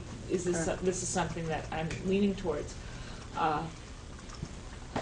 Honestly, I think for Stowe, their SAT scores, their NCAP scores, and elementary foreign language, I mean, they have a lot to show for the success of their students. The near 100% college acceptance and attendance rates. That's off the top of my head. I can't say it's 100%, but I'm sure it's at least 85, if not 90, not between, in that range. In my report from May, I mean, I really shed a lot of light on the different schools, and finding that of the 17 that responded, 10 of them have withdrawn from NEASC, all being public schools, and of the 7 remaining, 2 of them are private schools. And I didn't realize that there was so much data amongst them of what went into their decision making. But I think at the support of the board for me to take the steps, there's certainly plenty of people I can talk with at the Agency of Education to receive something in writing from them. I think being proactive about the reasons why we're leaving and what we're doing instead, and sharing some of the information that's in the Title I report. I mean, there's so much logic in here. And I mean, right now, I just happened to have with me, because I was meeting with Stephen today, I mean, I prepare 17 reports a year. I know. And NEASC is not on the list. I mean, I created this 2 years ago. But I mean, that's in addition to, so that would be the 18th. I don't know if you want to take a look at the reports that I was doing. And I have to say that all of these reports that I create, I have tremendous clerical support. For the NEASC report, it's essentially me. That's how it's been. I'm the one who has all the information that I can, and that much of it comes from these reports, but much of it is the synthesis and the persuasion and what no one else can write, which is where those thousands of hours have gone into. I mean, I must have spent 2 or 3 vacations on NEASC, That's after the visitation, after the first 2. They should be able to look But, at I mean, when I that and got make the here- assumptions themselves if they're so. So the administration is making a recommendation to us, and I think you're expecting a decision to be made tonight. Am I right? We expect some direction. We would like to have some direction. Yeah. And I would like to have a decision, yes or no, but if that can't be made, then I need to know what more information you want or how to proceed next. Because we want to try to get something decided before we initiate and commit and direct our staff for professional development this fall. So then I would look to the board and say, do you have enough information to make a decision tonight? I know we're very short-handed Yes, tonight. We're barely a quorum, but that doesn't mean we are a quorum, and we can make decisions based on the information that we have. Is there something that you still have a question about, that you need more information? Are you feeling like you just can't support this recommendation, or that you want to support this recommendation based on what we're hearing tonight? We need to come up with a decision on whether we can make a I'd decision. like to support the recommendation. Okay, we can make a motion. I'd like to make a motion that we support the recommendation to Not not renew with NEASC. Okay, it's been Fair moved. enough. It's been moved to support the administration's recommendation around the NEASC accreditation, removal of It's removal of membership. You're no removal of longer a membership member. in NEASC. We'll make sure that Allison has that, but is there a second? I'll second it. Okay, it's been moved and seconded. Okay, so now, discussion. I know we've had a lot of discussion, but this is on whether you have other further questions, things you need answered. If we were to decide at some time that we wanted to go back in, Oh, you're always welcome. That's what I thought. Joe, you haven't heard much from you on that. Well, I'm just thinking about, Paul had asked for some pretty specific information, you know, to really sort of codify that we'd done our homework and we'd looked at this.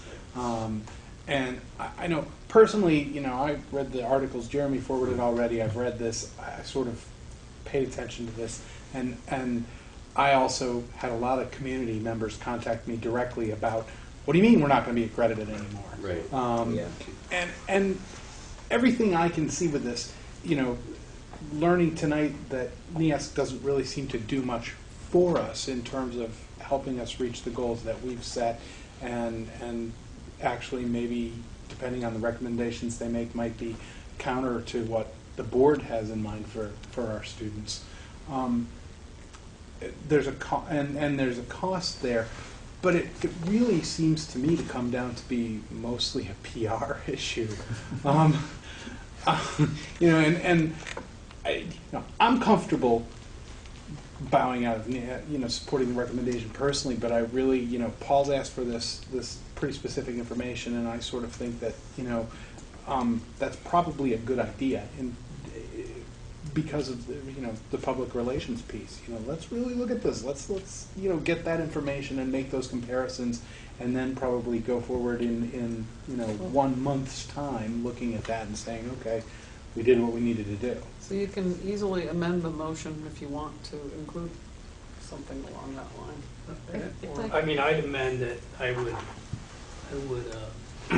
propose, you know, moving forward to consider dropping out of the NEASC with the approval of a white paper documenting why we're going to do it, which I would suggest that we'd approve at the next meeting.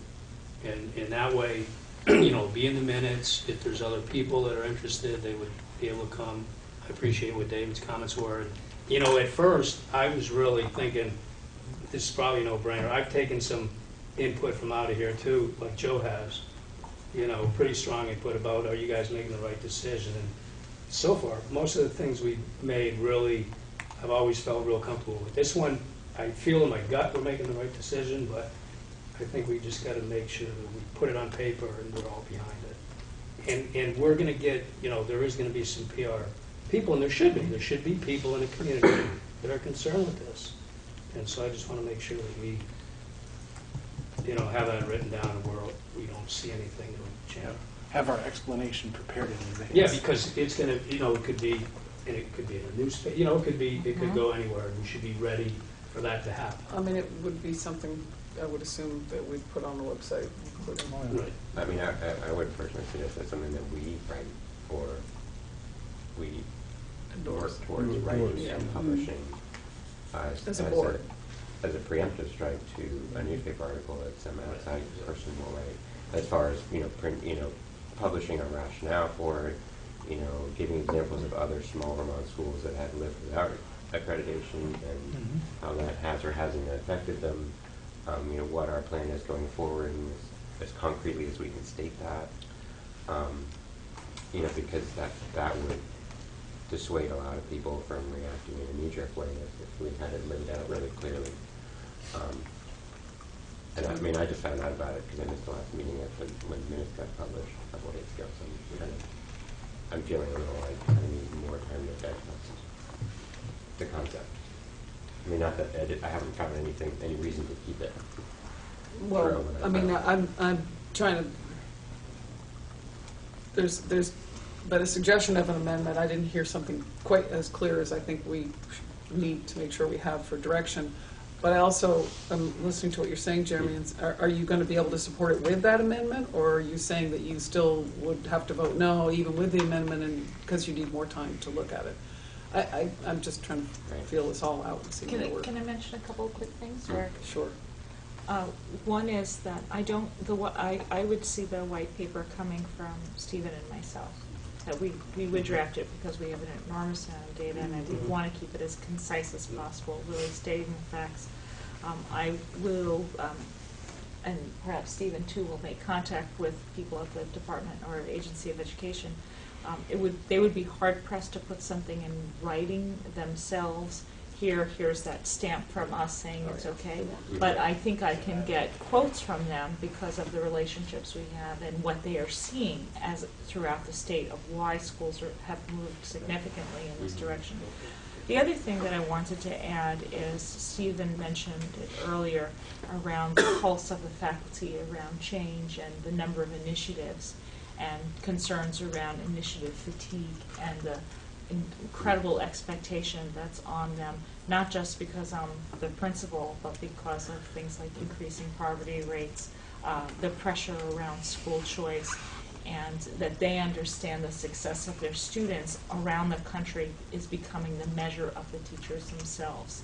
And that while we're not headed in that direction in terms of test scores, they understand that the college acceptance rates, the SATs, the NECAP scores, is their work, and they're very forward about that with the students now. Quoting a teacher saying, how you do on the test is a measure of me. And so to inform the faculty that the school board recognizes their efforts that they need to continue making, and in supporting them in those endeavors, and not by removing the pressure of NEAS, because I've been talking about NEAS with them the 3 years that I'm here. You know, every half a year we give them a NEAS update, and soon you'll be doing this, and soon you'll be doing that, and when we're meeting in our committees, and then to the point that the faculty council weighed in on it, and all of the teams were unanimous, saying with the amount of what work we need to do, everything else is going to need to stop if we're going to do NEAS. So I just felt I wanted to share that. I mean, you can. I mean, the NEAS mission statement or their core values. You know, you can go through and relate it to well, you're already doing this one, and you're already doing this one, and you're already doing that. I mean, you're inherently doing all of the steps that they're putting out that they aspire to come in to do for you. And so, if you don't need a sort of outside independent organization that's not affiliated with the state of Vermont to come in and tell you how to run your school, then because you're already doing it well. I mean, that's just putting that into writing, making it clear, because, you know, the layperson will really loses accreditation or gives up on accreditation or something like that, and it's going to be, you know, so you want this, if it's really clear So that how we're... do we amend? Pardon me? How do we amend? Well, so I'm thinking that if somebody wanted to make an amendment saying providing, you know, providing that there is a white paper report, you know, developed by the administration, that we have an opportunity to look at the next meeting. So we would amend it to say that we support the withdrawal of Leland and Gray. Yeah, the motion says we support it. Right. Providing that we get the supporting documentation we've asked for from. And the question is whether you want to be able to approve that or not. Or you could make the decision pending that document. I would suggest that's the way. That's a better, I that's a think- better I way. I think without seeing, better it, way if to we're proceed. asking for the justification, we really want it, we should see it before we approve it. I mean, that makes sense to me. And I think it is good to refer to it as a white paper explaining our position, and are looking forward to continuing to improve. So what we're provide, doing. so then provide, the amendment would be providing a white paper, approval of a white paper. for Pending. justification. And, does that make sense? Pending. Can we support Because you want to be able to review this. Yeah. Right, and Yeah. say, oh, you know, I don't know if we want to do this or not. That's right. It just Yeah, gives so you- it's So Allison, did pending. you get that, the amendment? Yeah, it's difficult. Okay, Weird. so, first of all, I need someone who made the motion.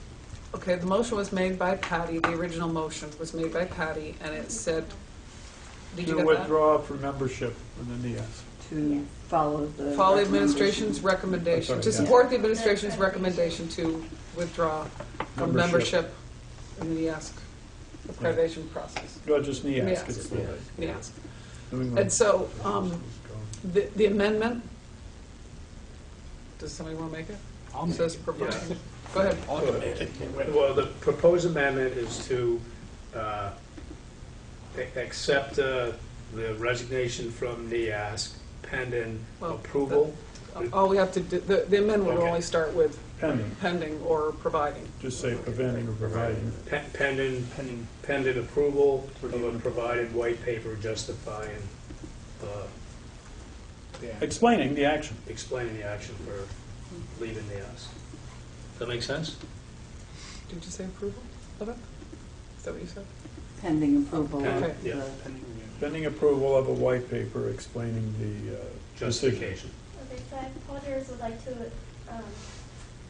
Amend. amend the motion pending approval of the white paper justifying the action for leaving the correct? Yeah, Yep. that's all right. Now, That'll that- work. Put that- quotation mark From- for pending. Before, yeah, it's gonna be around pending. That, the amendment is quote, pending, and then on So from the there. whole thing, The whole thing it's the flows whole together. thing. So if the amendment gets approved, it will become one motion. You see what I'm saying? That will get included into the original And you motion. just accept. It's fine, we're doing it this way. Can I Whether just it's clear. accept the amendment? Okay, Yeah, accept the so amendment. there was a second to the original motion by Bruce. I don't know if you heard that, Allison. Bruce seconded the original motion, and I think, Joe, did you second the Paul's amendment? Okay, so Joe, Got it rusted. so there's been amendment, which you have down, and it's been seconded by Joe. Go first and Okay, second. any discussion around the amendment?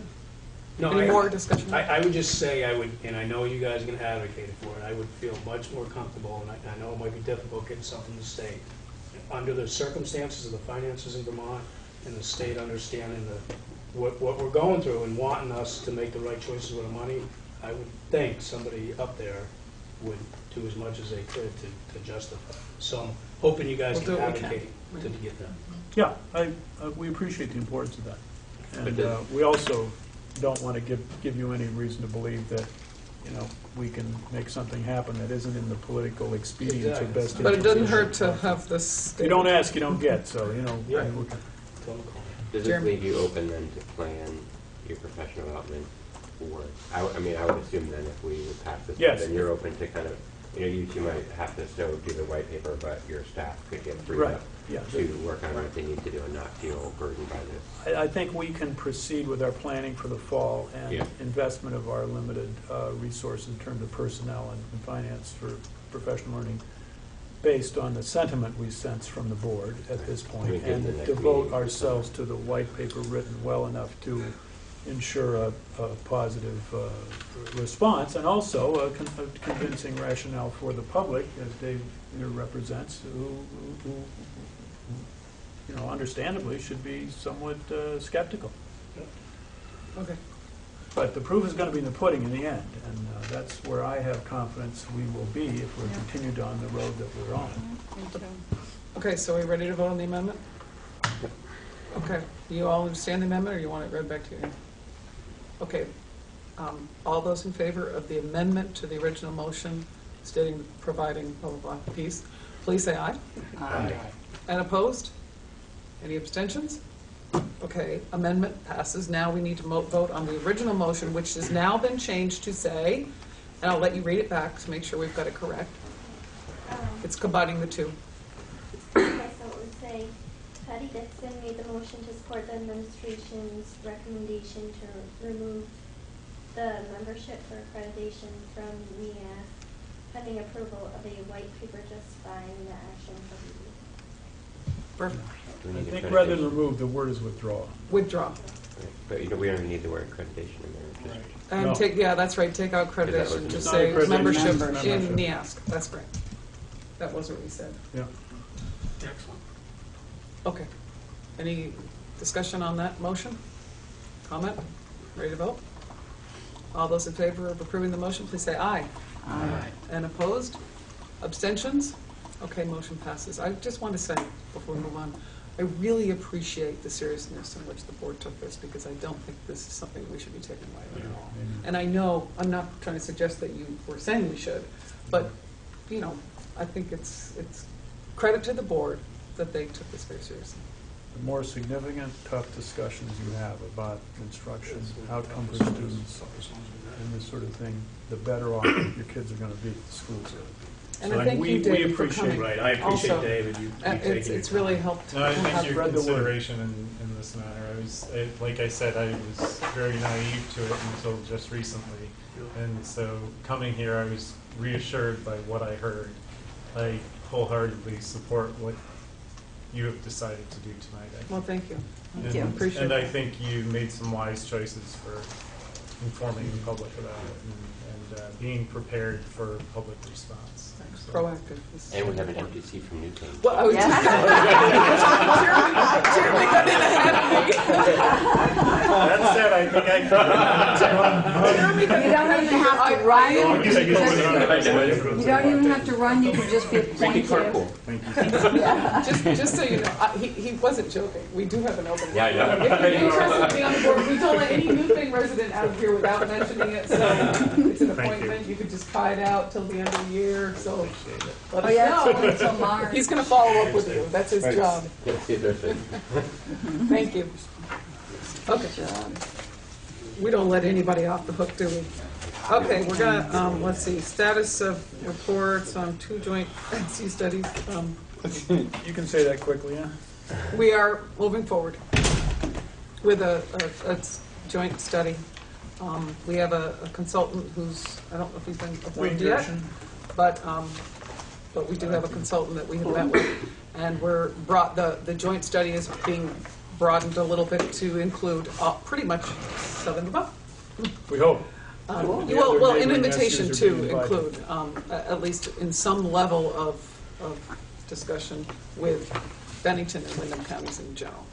So, And I just point out that there are 2 levels. The first level was regarding operations between Wyndham Southwest and us. yeah, shared services. That report is going to come out probably in a couple of weeks, it's anticipated.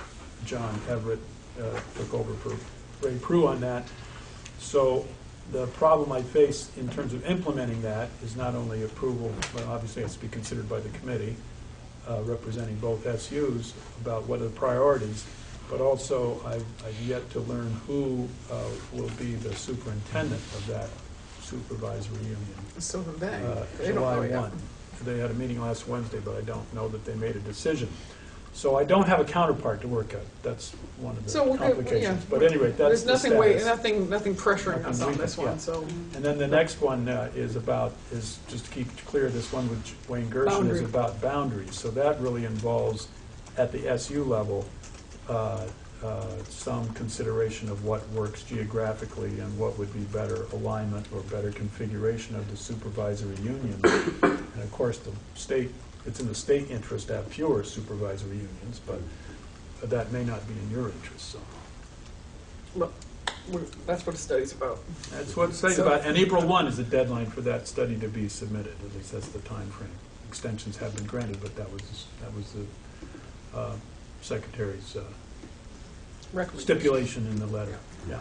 Okay, and that letter wasn't to us, that letter was to Wyndham Southwest. Yeah. So they're the initial, they're the cause. They're the reason. They're the And reason they've for the asked study. us to sign on because they needed another to get funding. They needed another SE, so that's where we are, and we have done that, so. Okay, the red, as you probably all, has this been No, sent to I the don't full think, board? I didn't get to that yet. I was going to do that tonight. The red study committee did vote to, again, unanimously voted to send the articles to the State Board of Education, the report to the State Board of Education. And we haven't done that yet because the committee had some recommendations on some last changes. I think most of them have taken place. I believe we're ready to send now. The red committee actually got copies of it. I do have 2 hard copies, so I can make some more, but it will be posted. Allison will On the probably get to website. it tomorrow after I get this out to the state board. I thought it was inappropriate to send it out to everybody or post it until the state board got it electronically. I was away all day today, so I didn't have a chance to look at them yet, but Stephen has reviewed them, and while he hasn't checked word for word yet, we will do that, make sure that the changes that the committee recommended are in there. I think they are. Yeah, the 'cause- changes are in there. I just Yeah. am not sure if there's still some typos, but And then they'll be Look sent it to. over. I think everybody on the committee has a Looked at it a copy number of times, to yeah. check spelling and. that's right. Yep, Yeah. yep, we've done it, we've Yeah. done it a bunch of times. So those who are not in the committee, if you want a copy ahead of time, I mean, I have 2 here. I got enough paper. It'll come online soon, but I think I think if you read the articles, those of you who haven't been involved in the committee, you'll be able to put yourself in a position. Okay, I'm a member of the public. What do I do when this comes up to a vote? If approved by the state board. There's a couple things I want to mention about it, though. Yeah. And one is that Wyndham had sent a letter to the committee asking to have their names removed completely from the study, in total.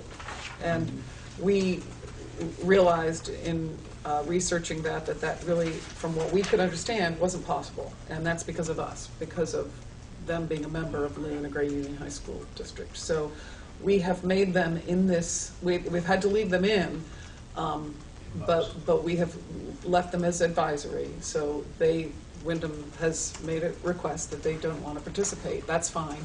So they will have to vote because they're part of Leland and Gray, but they, are required to be a part of it. They can't veto the formation. Oh, If exactly. they could vote no. They can and vote no, If and the we other can four still towns move voted forward. yes, It you still move moves forward. Right. So they can't sabotage it or stop it. Well, that's, yeah. Now, and just to be specific, I'll quote the letter that Emily sent. As we understand the RED study process, because Wyndham is a member of the district of the Leland and Gray Union Middle School High School District, Wyndham is required to be included in any RED articles of agreement presented to the citizens for a vote. That's really the gist of the legal situation that they're in. But we have advised them, if they feel otherwise, they can certainly research it and try to come up with another legal way to do it. But from what we've seen, the This lots. is the advice this from our is the- consultant yeah. and so forth. So we're hoping, absolutely, the committee has no intention of trying to force anybody into this. We believe strongly in the voluntary part of it, and that they really don't, if the town of Wyndham really doesn't want to participate, they don't have to. And so we're trying to work out all the details, but I'm hoping that Wyndham will be satisfied with the way we've handled it. That is the best thing we could do, to try to accommodate them in whatever way we possibly could, and we want to continue to try to do that, because we support Wyndham very much. So, okay, and the other thing I wanted to mention was the timeline. Our next meeting is August 7th. Is that on here? No, it's I not. didn't get it on there because I didn't know The about next it at the meeting is time. August 7th, and that is when we will begin, this is the reg committee, that's when we will begin discussing seriously and making plans for the public engagement process, because the vote is also set, as you'll see in there, October 8th. That was November. October. October 8th. Yep. You So, can read it in the article. I believe you. So now your advisor helps you, as I recall, We- in the beginnings, that was one of the promises, was well, that we've gone on there a would lot be longer support. than, like, twice as long as a normal committee, so I think we're going to have to re-engage if we're going to get him back in. But we will definitely need some help in this, and I think he's available. He sent an email saying he's available, so we'll see where we go with that, but. Yeah, he hasn't given we- me reason to believe he's going to abandon ship at this point, but I No, do in think fact, we he need said to he would, check on so. secure funding. Yeah, so there may be additional. But the state has, the Agency of Education has every interest in trying to see such a district What- formed. We're talking about basically a 6-week public engagement process, up to the vote, so, at the most. The idea being short and intense. Also, the idea is that we have this issue determined prior to our deliberations regarding budgets for FY15, because they have Hence quite a October. dramatic effect upon, certainly the WCSU's budget can have some effect on our accounting and finance, but also our administrative support. So we really don't have a great cost benefit until, and if some school is built for Townsend and Jamaica, but both those boards are positive about that, as you can read in the articles.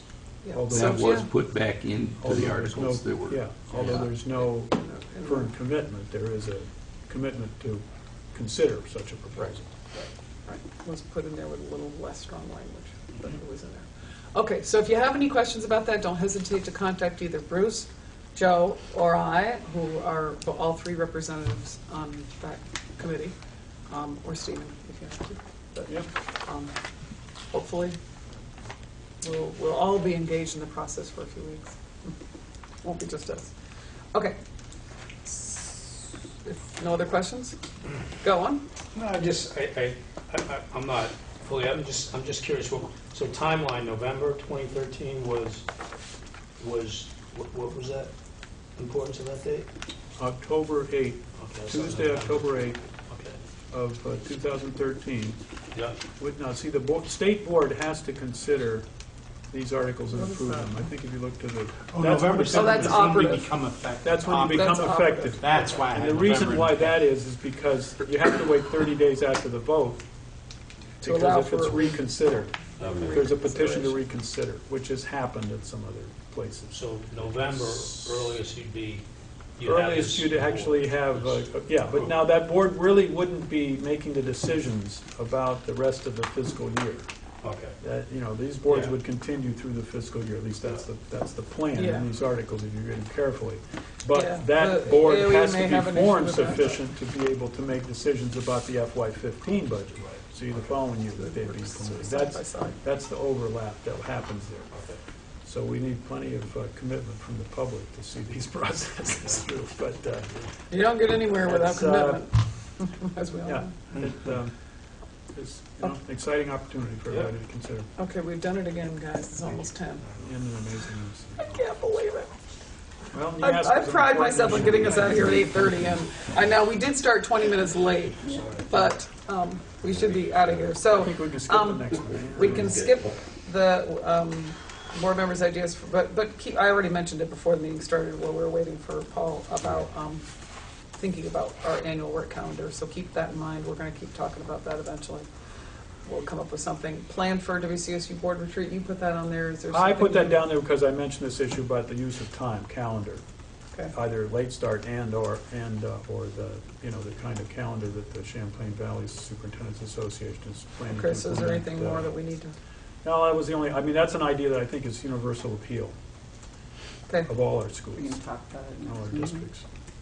Well, I think it's going to be up to We're gonna the have to make chair it- to be consulted, We're gonna have to make a consulting with decision. Emily, executive committee, to decide, you know, because already Allison's pressing me for, okay, where are we going to have this? And, Yeah, we've got to you know, come we up got to with set up the August dinner 28th. thing and so forth. Yeah, well, the officers will have Yeah, to talk that's what you have about to that, get but back to me. if you have any thoughts, something you want on there, and please plan on attending this if you can.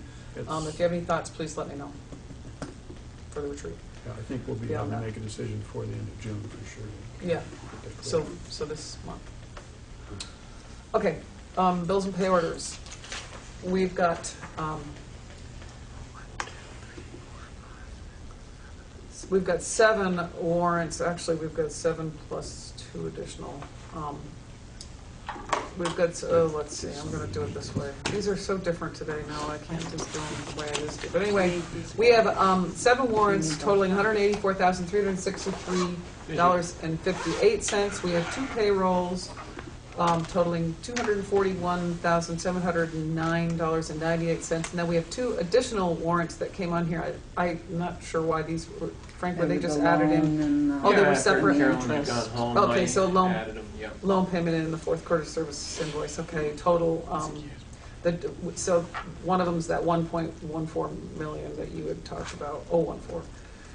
And then 64,795 for the WCSU fourth quarter service invoice. Total warrants and payrolls are $1,505,722.73.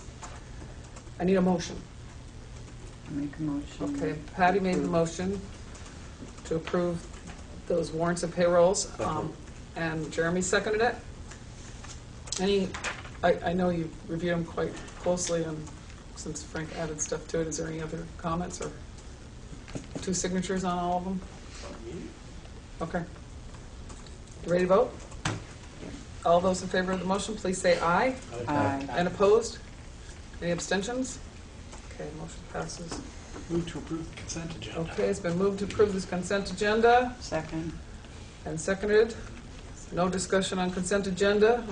If no one's taking the minutes out, all those in favor of approving the consent agenda, please say aye. Aye. And opposed? Okay, no executive session. Nope. Next meetings, you see them on here, add in August 7th. Yeah, it's happening, but we got other ones too. We proceed on. Okay. But No problem. You're just advising the board, public, you know, we're recruiting and hiring people to fill open positions. So I offer a contract based on our budget constraints and on, And I have to tell you guys something and else. our. Okay, do it right now while I'm handing this. Here we go. It's my responsibility to inform the school board that there is interest being generated for a trip to Greece in April 2014. Sponsored by, or led by, Annie Landenberger. Oh, cool. So I needed to let you know. Yeah, I saw a poster too. That's why she's got to tell you. Better make Planning sure we know ahead. now. Well-placed poster. Okay, There you go. anything else? Oh, don't get me started. There's been a motion.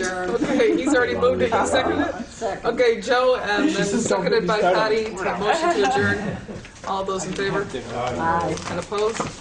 Okay, thank you. You guys, thank you. We're Really. enjoying very fine candidate. We're enjoying very fine candidate pools.